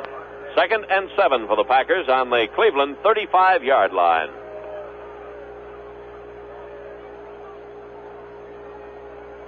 I don't know whether Jimmy Taylor's got any number left on the front of his uniform or not. I think maybe the 1 is still showing, but the back of the uniform and his gold pants completely a mud color right now. Bowman over the ball. Starr begins the countdown. Hands to Taylor again. The hole is up the middle. He's inside the 30-yard line. Moves to the 28 before he stopped. And finally, it was Bernie Parrish who had to come up and help out on the tackle as 3 or 4 of the Cleveland Browns could not stop the rambling of Jimmy Taylor. He's really running now. He comes out of the pile-up, moves over toward the bench and calls for a towel. His hands are muddy. It's third down and 1 for the Packers. The ball is placed down on the Cleveland 28-yard line, and Green Bay is on the prowl again. More than a yard in the air as he just propelled himself across the line. Ross Fichtner held him up. The Packers have that first down. First and 10, Green Bay on the Cleveland 26-yard line. Call up to 27 as the officials move in a new ball, place it down on the 27-yard line. These balls get waterlogged quickly out there. Substitute coming into the game for the Cleveland Browns. Erich Barnes moved in. And I believe that he replaced Bernie Parrish at the left corner position. He did. Starr hands to Taylor. Big hole on the left side, and Taylor shoots down inside the 25 to about the 22. And the Cleveland Browns just cannot stop this Packer running game. Vince Costello made the tackle. The Browns in the past, according to some of the Packers, have had a tendency to give up the middle to protect the flanks. And that would seem to be true this afternoon because the Packers have been able to do pretty well up the middle with Horning and Taylor running. And Jimmy Taylor's coming out of the game now as Tom Moore goes in to replace him. Taylor's carried 21 times for 84 yards. Tommy Moore goes into the fullback position. Paul Horning at the other running back. Starr counts off. The handoff goes to Horning, and he hits the middle of the line and moves down very close to the 20 before he's dropped by Paul Wiggin. Ball is being placed down by the officials at the 21-yard line. A Cleveland player just came into the game, and there's absolutely no way of telling who that was. He is completely covered by mud.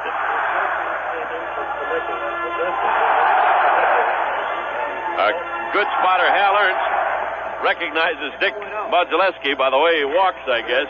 He came in replacing Jim Kanicki on the right side, and Walt Johnson is now in a defensive tackle on the left side for the Browns. 3rd and 4 for the Packers on the Cleveland 21-yard line.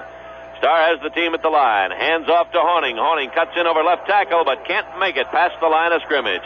He was dropped by Modzelewski, and we will probably have the field goal attempt. We are. Don Chandler moves out onto the field for the Packers along with the field goal unit. With 9 minutes and 56 seconds remaining in the football game, the Packers leading 20-12 in the NFL championship game here at Lambeau Field. The line of scrimmage is the Cleveland 21, which means that the field goal attempt will come from the vicinity of the 27-28-yard line. Bart Starr will hold.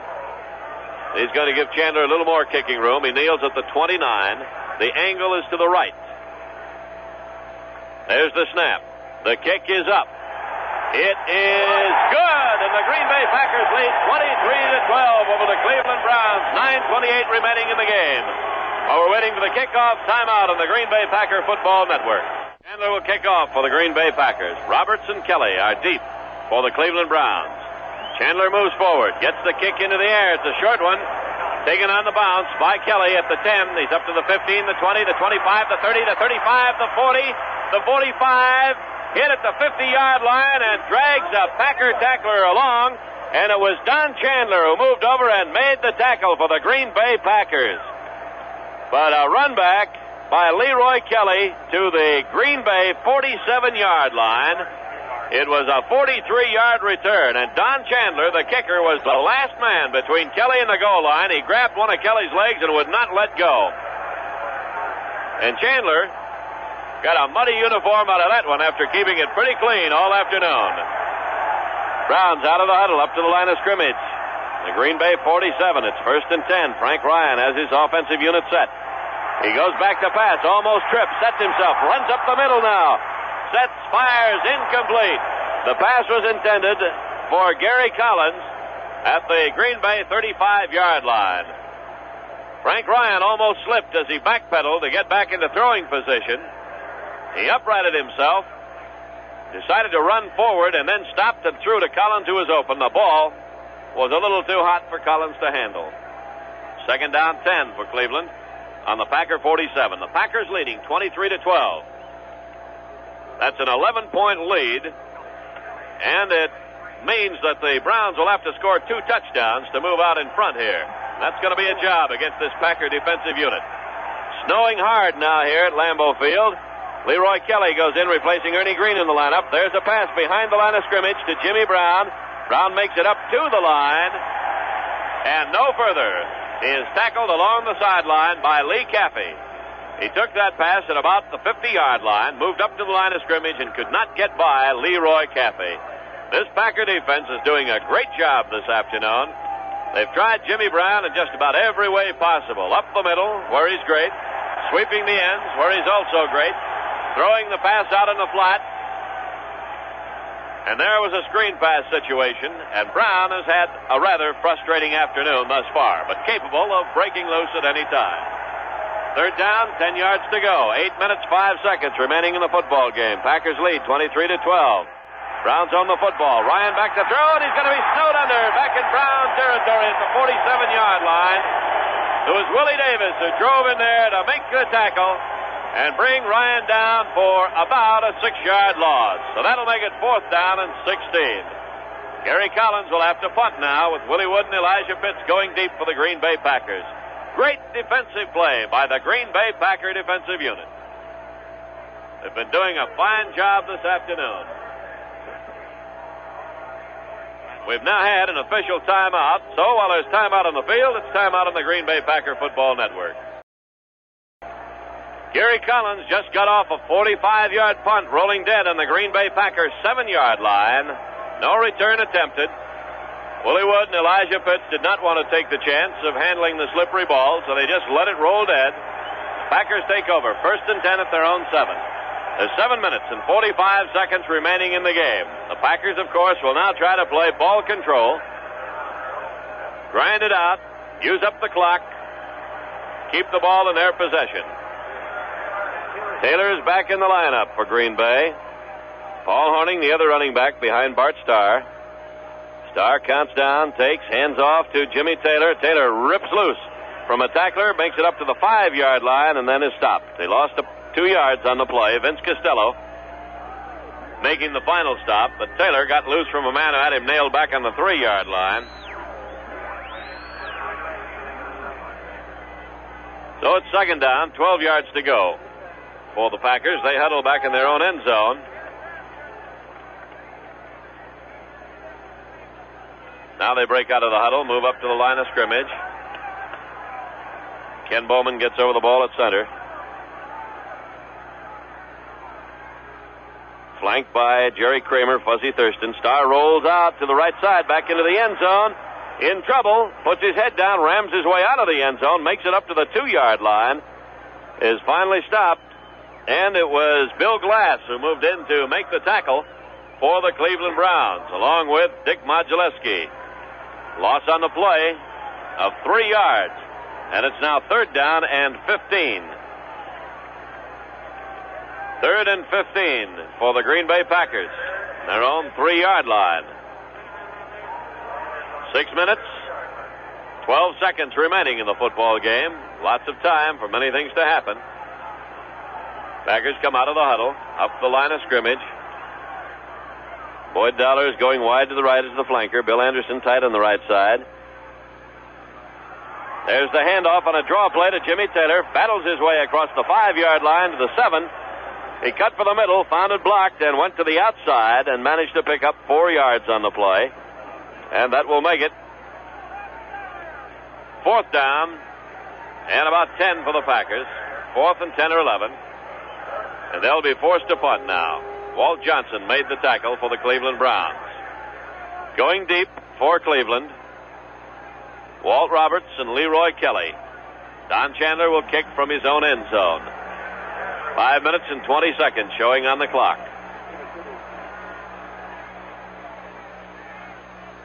Curry snaps the ball. Chandler gets the kick away. It was almost blocked. It was a high kick coming down along the sideline. I believe it was deflected. The ball rolls. There was a flag on the play. Roughing the kicker has been called. It rolled dead on the Green Bay 38-yard line. Ralph Smith was called for roughing the kicker. That will be a 15-yard penalty against the Cleveland Browns and a 1st down for the Green Bay Packers. And that is a mighty big play in this football game. It's going to frustrate the hopes of the Cleveland Browns to get that football, and they would have been in good position. Now, this was not deliberate on the part of Smith. He went in there hard attempting to block that kick, was unable to stop his momentum, and rammed into Chandler. Good break for the Packers. The 15 yards moves the ball out to the 22-yard line of Green Bay, and it's 1st and 10 at that point. Packers come up to the line of scrimmage. Bowman over the ball. Starr counting off. Takes. Hands to Hornung. Pops up the middle. Big hole there, and he's up to the 30-yard line before he's dropped. Walt Beach made the tackle. 8 big yards by Paul Hornung. And it's 2nd down 2 with 4 minutes and 37 seconds showing on the clock. A little better than 4.5 minutes. The Packers with an 11-point lead. If they hold out, They've won themselves another world championship. Packers out of the huddle, up to the line of scrimmage. Boy, this team has done it the hard way this year. They're playing great football today. Starr takes the ball, hands to Taylor, and Taylor wraps up the middle. He's got the first down plus as he goes through the vicinity of the 35-yard line. Green Bay Packers have really had their offense in high gear this afternoon. Steve Wright is going into the game for the Packers. Walt Johnson made the stop for the Cleveland Browns. Wright goes into the game, replacing Forrest Gregg at tackle. Gregg was shaken up on that last play. 3 minutes, 38 seconds showing on the clock. 1st and 10 for the Packers at their own 35-yard line. Bowman leads the team up to the line of scrimmage, gets over the ball. Starr takes the snap, hands off to Horning, and he is hit at the line of scrimmage. Stopped for no gain and thrown back by Walt Johnson, along with Vince Costello. See where they put the ball down, where his forward progress was stopped. 3 minutes and 7 seconds remaining. Clock ticking away. The Packers lead 23-12. If they can hang on to it, and it looks like they're going to, each man in the Packer team is going to be richer by better than $8,000 today. 2 minutes and 47 seconds showing. The Packers are really using up the clock now. Second down, 10 yards to go. Starr takes, hands off to Taylor, and he is also stopped at the line of scrimmage. Perhaps a yard loss on the play. Bernie Parrish moved in to make the tackle. He blitzed from his left halfback position, along with Vince Costello. Parrish is now playing right safety with Erich Barnes at the left corner position. And now we're getting an official timeout. Timeout on the field, timeout on the Green Bay Packer Football Network. We have 2 minutes and 16 seconds remaining in the 1965 NFL Championship football game. The Green Bay Packers on top by a score of 23-12. Individual stars today, yes, there are plenty of those. Paul Horning and Jimmy Taylor running like thunder and lightning in the days of yore. Bart Starr doing a great job of directing the team. Thurston, Gregg, Skoronsky, Kramer, all doing fine jobs of blocking. Packers have played fine football, especially here in the second half. On the draw play, a handoff goes to Jimmy Taylor. He moves across the 35 to the 37-yard line, where he's brought down by the Cleveland Browns. It is now 4th down, and the Green Bay Packers have about 7 yards to go. And I believe with that run that Jimmy Taylor went over the 100-yard mark for the game. No, he moved up to 96 yards unofficially on that run. Now we're now getting the 2-minute warning to both benches. It will be 4th down and 7 for the Green Bay Packers on their own 37.5-yard line. And they will be forced to punt as soon as play is resumed. We've had an official timeout here during the 2-minute warning. Blainer? Ted, the Packers have really done a job here using up the time remaining in the game. And, of course, the roughing the kicker penalty gave them a new life. So they've managed to control the ball here for about 5 minutes, picking up only the 1 first down. But now they're forced into a kicking situation. 4th down and 7, 2 minutes to play. Early in the game, after the Browns scored their touchdown, they missed the extra point. So the Packers have that additional cushion in there. They lead by 11 points. So the Browns would have to have a touchdown and an extra point and 2 field goals or 2 touchdowns. But a touchdown, the extra point, and a field goal will still leave them 1 point short. Okay, Ted. Killian Roberts deep as Don Chandler gets set to punt. He's standing on the 25-yard line. Gets the kick away, and it's a boomer. Coming down to Roberts at the 23 of Cleveland. He's across the 25 to the 30 and to the 33-yard line, and he is rolled to the turf by the Green Bay Packers. And making that tackle was Dan Grimm. A 43-yard punt by Don Chandler. The Cleveland Browns now have the football with 1 minute and 49 seconds remaining. The ball is at the the Cleveland 27-yard line. Being wiped off carefully by the referee. Now the Cleveland Browns, in what used to be their white uniforms, come out to the line of scrimmage.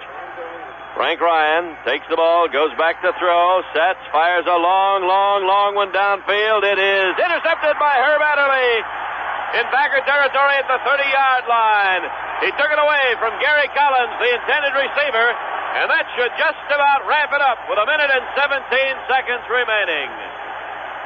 Adderley went high into the air to grab that ball away from Gary Collins.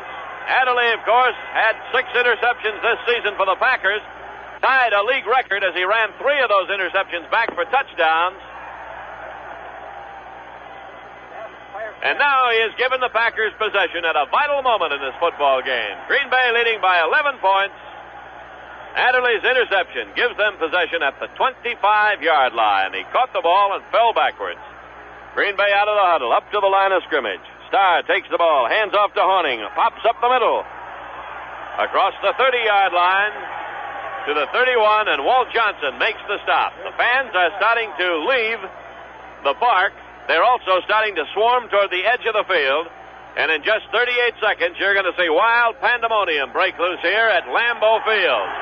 Here comes Paul Horning out of the game for the first time this afternoon, leaving the offensive unit. And Paul had better than 100 yards this afternoon, keeping up the personal tradition that he has established of always coming up for the big game. He has played fantastic football in 2 key games for the Packers this year. The second win over Baltimore at Baltimore, and this championship game against Cleveland. The rest of the time, Paul was beset by injuries, but he always made his presence felt when he moved out onto that field. Elijah Pitts has gone in to replace him in the Green Bay lineup. Check that, Tommy Moore has gone in to replace him in the Green Bay lineup. And Elijah Pitts has moved in to replace Jim Taylor, and listen to the hand he gets.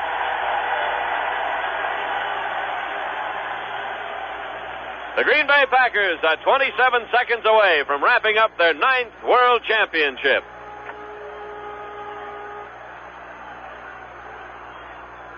Starr, the quarterback.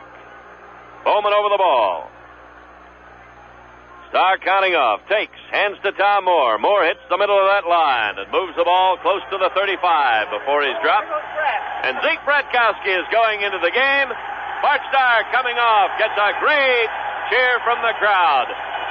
Starr, who was injured on the first play of the playoff game last week, managed to battle back against those sore ribs and start today's game, and he has gone all the way. Browns have called timeout with 11 seconds remaining. Let's pause 10 seconds for station identification. This is the Green Bay Packer Football Network. We're ready for the final 11 seconds. Packers come out of the huddle. Bowman gets over the ball. Bratkowski directing the attack. It's 3rd down and a yard to go. The handoff goes to Tommy Moore, and he cracks across the 35-yard line.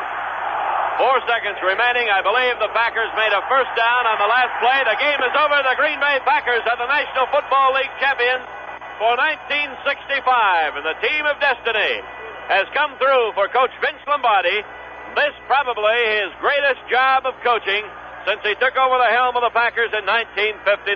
And for Vince, this is his 3rd World Championship, the 9th for the Green Bay Packers in their long and colorful history. They did it the hard way by tying with the Baltimore Colts, beating them in a playoff game, and then decisively outplaying the champion Cleveland Browns here at Lambeau Field this afternoon, winning by a score of 23-12. And the goalposts at the south end of the field have just come down. And now at the north end of the field, they're coming down, and souvenirs aplenty will be grabbed off by Packer fans tonight. And there will be a big celebration here in Green Bay. But for those of you who might be listening within the range of my voice and intend to attend that celebration, drive very carefully. The roads are treacherous up here, and don't let the celebration carry you away. Final score again, 23-12. We'll have the recap for you in just a moment. The final score for the final time right now, the Green Bay Packers 23, the Cleveland Browns 12. I am in the aisleway just outside the dressing room of the National Football League champion Green Bay Packers. Just seconds ago, head coach Vince Lombardi gave the go-ahead and permitted press and radio and television to enter the Packer dressing room. We'll be there, of course, in just a moment. We're going to talk with Vince Lombardi. It'll be extremely difficult to pick out stars of this game, but we're going to make a brave attempt. For example, we plan to ask Bart Starr, who was a question mark starter because of injuries, of his feelings of this championship game won by the Packers. We're going to talk with Paul Horning and Jim Taylor, and of the defensive unit, Ray Nitschke and Willie Wood and Herb Adderley. So we'll be talking with Vince Lombardi, winning players of the Packers, in that Packer dressing room on Pro Football Report. As Ray Scott said, it would be hard to pick out heroes on the Packers squad. They had many. Two, you must cite, Paul Horning and Jimmy Taylor. Jimmy Taylor, who earlier in the week was a question mark with a pulled groin muscle, a repulled groin muscle.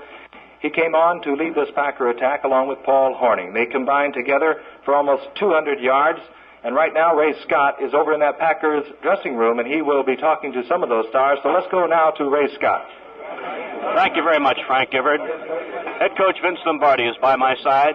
Just seconds ago, he asked that the two men representing the offensive and defensive units join him, and then we're going to ask some of the other individual players to come in. But, Coach... We've had two great captains, I might say, all year, Willie Davis and Skowronski. Just wonderful. Coach, may I ask you just one sort of general question? This is the third championship for the Packers since you have been the head coach. That's correct.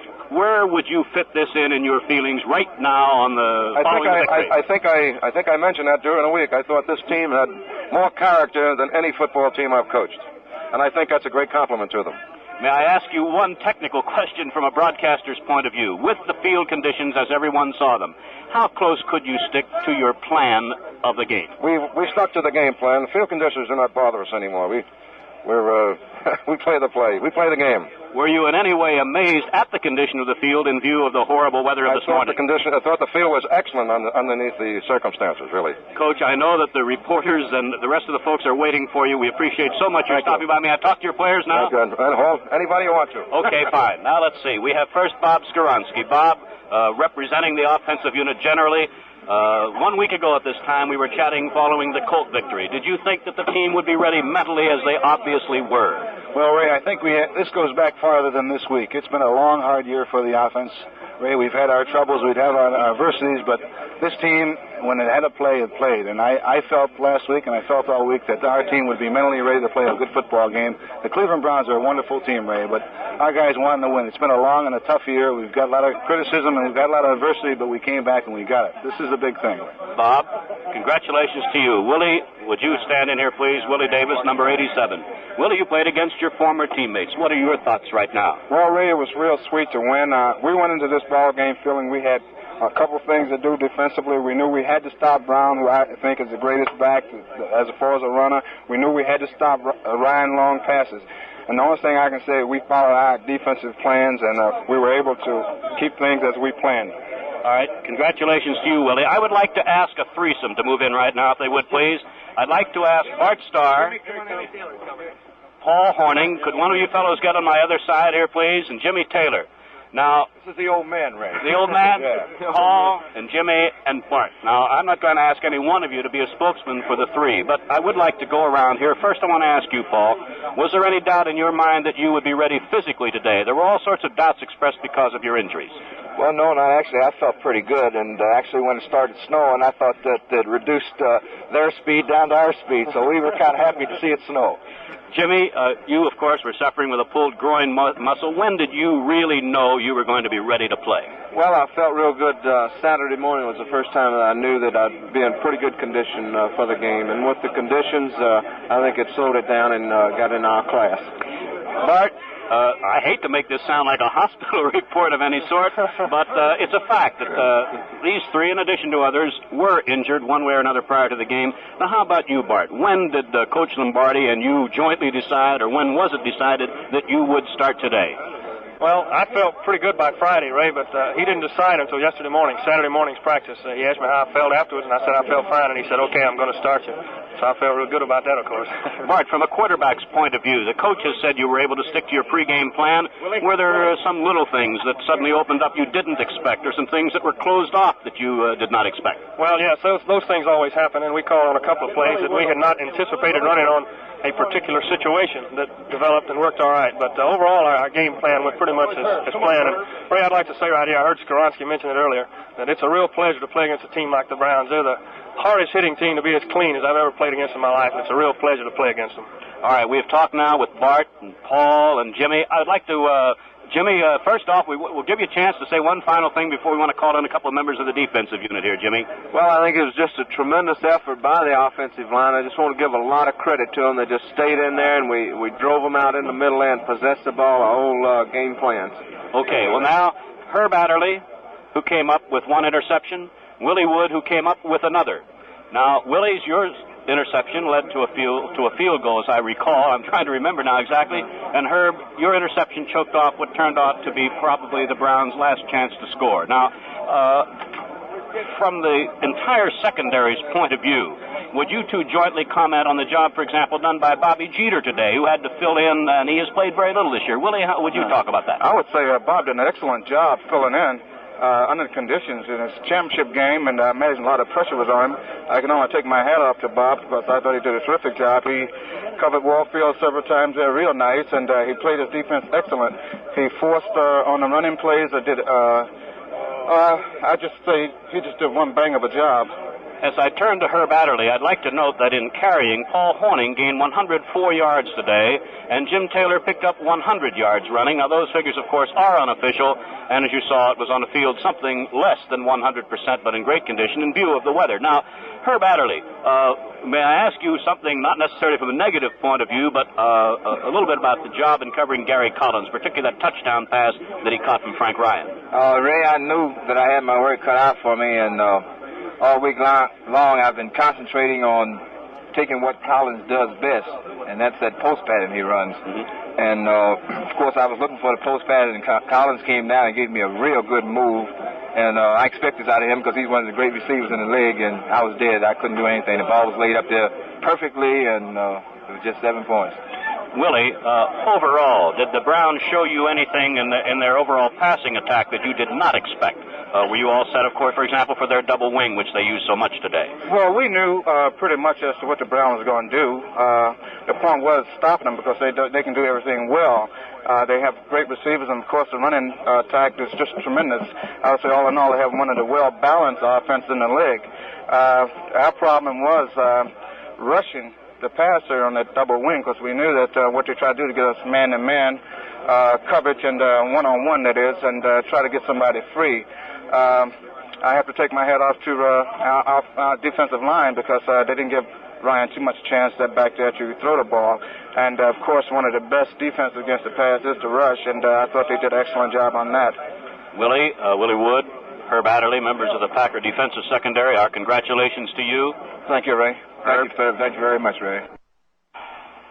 And that was the action as it took place in the first half. As we heard many of the Green Bay Packer boys talking about a fine offensive job they did, this front line for the Green Bay Packers, and it certainly was that. And now Ray Scott has some more of the Packers. Let's go back to the happy Green Bay locker room and Ray Scott. Okay, Frank. To my left here is Don Chandler, who, as reported by Ken Coleman during the game, along with others, tied a championship game record of 3 field goals. And on my right here is Forrest Gregg. Don, I'm going to ask, how many championship games have you played in? This is the 7th one, Ray. And I know the answer, but you got to say it. How have you made out up until now? Well, we won the first one, lost 5 straight, and then, of course, this one for the World Championship. Don, how does this, in your thinking, fit in of the championship games you have played in, the teams you have played with? Well, this has got to be the greatest one of all, and it's certainly my greatest thrill. I'm going to turn to Forrest Gregg right now, who started the season as an offensive guard, finished it as an offensive tackle. To use the word all-pro in conjunction with describing Forrest Gregg is a little bit of an understatement, but Coach Lombardi described Forrest before one game this season to us as being a real all-pro, and in particular, Forrest, he pointed out what he felt was the sacrifice in you moving from one position to another. What are your thoughts right now as the Packers have won this championship? Well, I felt like that, if I could help the team, I'd be happy to play guard. But as it turned out, I wound up back out of tackle, and I was glad because I feel more at home there, and that's more my position than in there at guard.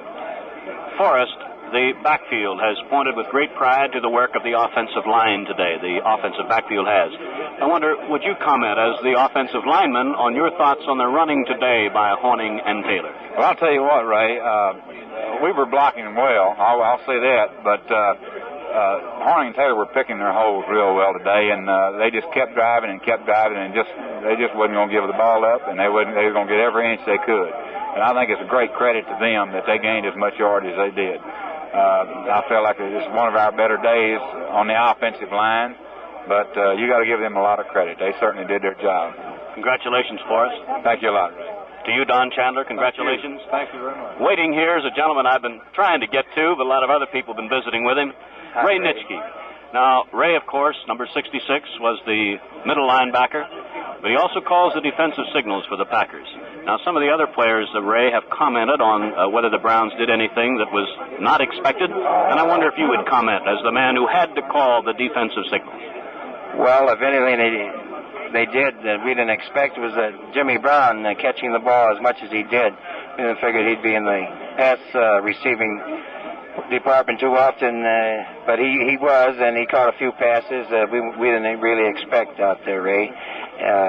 But he's a great football player, and he makes the big play for him. Ray, our congratulations to you. I know that you expressed last week before the Colt game, there was no doubt in your mind that you felt the Packers would win. Did you feel that way today? Yes, I did, Ray. Very optimistic. It's a fine team, and it's a team of character, Ray, and it's proud to be a member of this team. Fine, Ray. Congratulations to you. Thank you so much, Ray. Now let's go back to the locker room and Ray Scott. Unfortunately, one member of the coaching staff is missing right now, and we're having some trouble locating him. But as every football fan knows, many times assistant coaches work to a certain extent somewhat anonymously. But right now, as the Packers are still talking and patting each other on the back in the flush of this championship victory over the Cleveland Browns, I'd like for you to meet the members of head coach Vince Lombardi's coaching staff. Norb Hecker. Norb, and as I introduce each of you, I'm just going to let you for a few seconds say what you have to say about this team and this championship victory. So, Norb Hecker. Thank you, Ray. It was a frustrating season after a start that we had, and we're just happy we won it, and we got a great bunch of guys.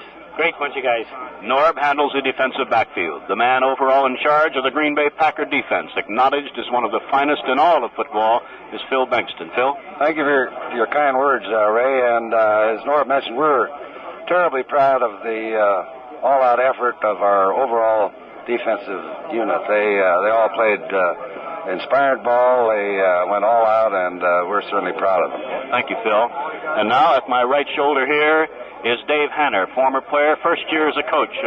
What's the difference? A winning team as a player, a winning team as a coach, Dave? Ray, it's always good to win, regardless of where your player is a coach. But the guys stayed in there real well, and real happy for him and for everyone's concerned. We have just a few seconds left. Ray Waiteka. Ray, your first year with the Packers in a championship. You can't beat that. No, it's great. The fellas worked hard, and it was a long road, and they made it. They played a real fine game.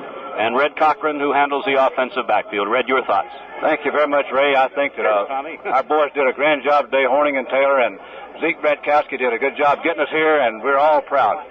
And Tommy Fears, I'm glad we found you. Scotty, I'm glad to be here. It's a wonderful day. All I can say, our kids were superb. Right there from the start when Carroll Dale adjusted so well, got that pass in between the two and started us off on that touchdown romp that we started there. Just a wonderful day, Scotty.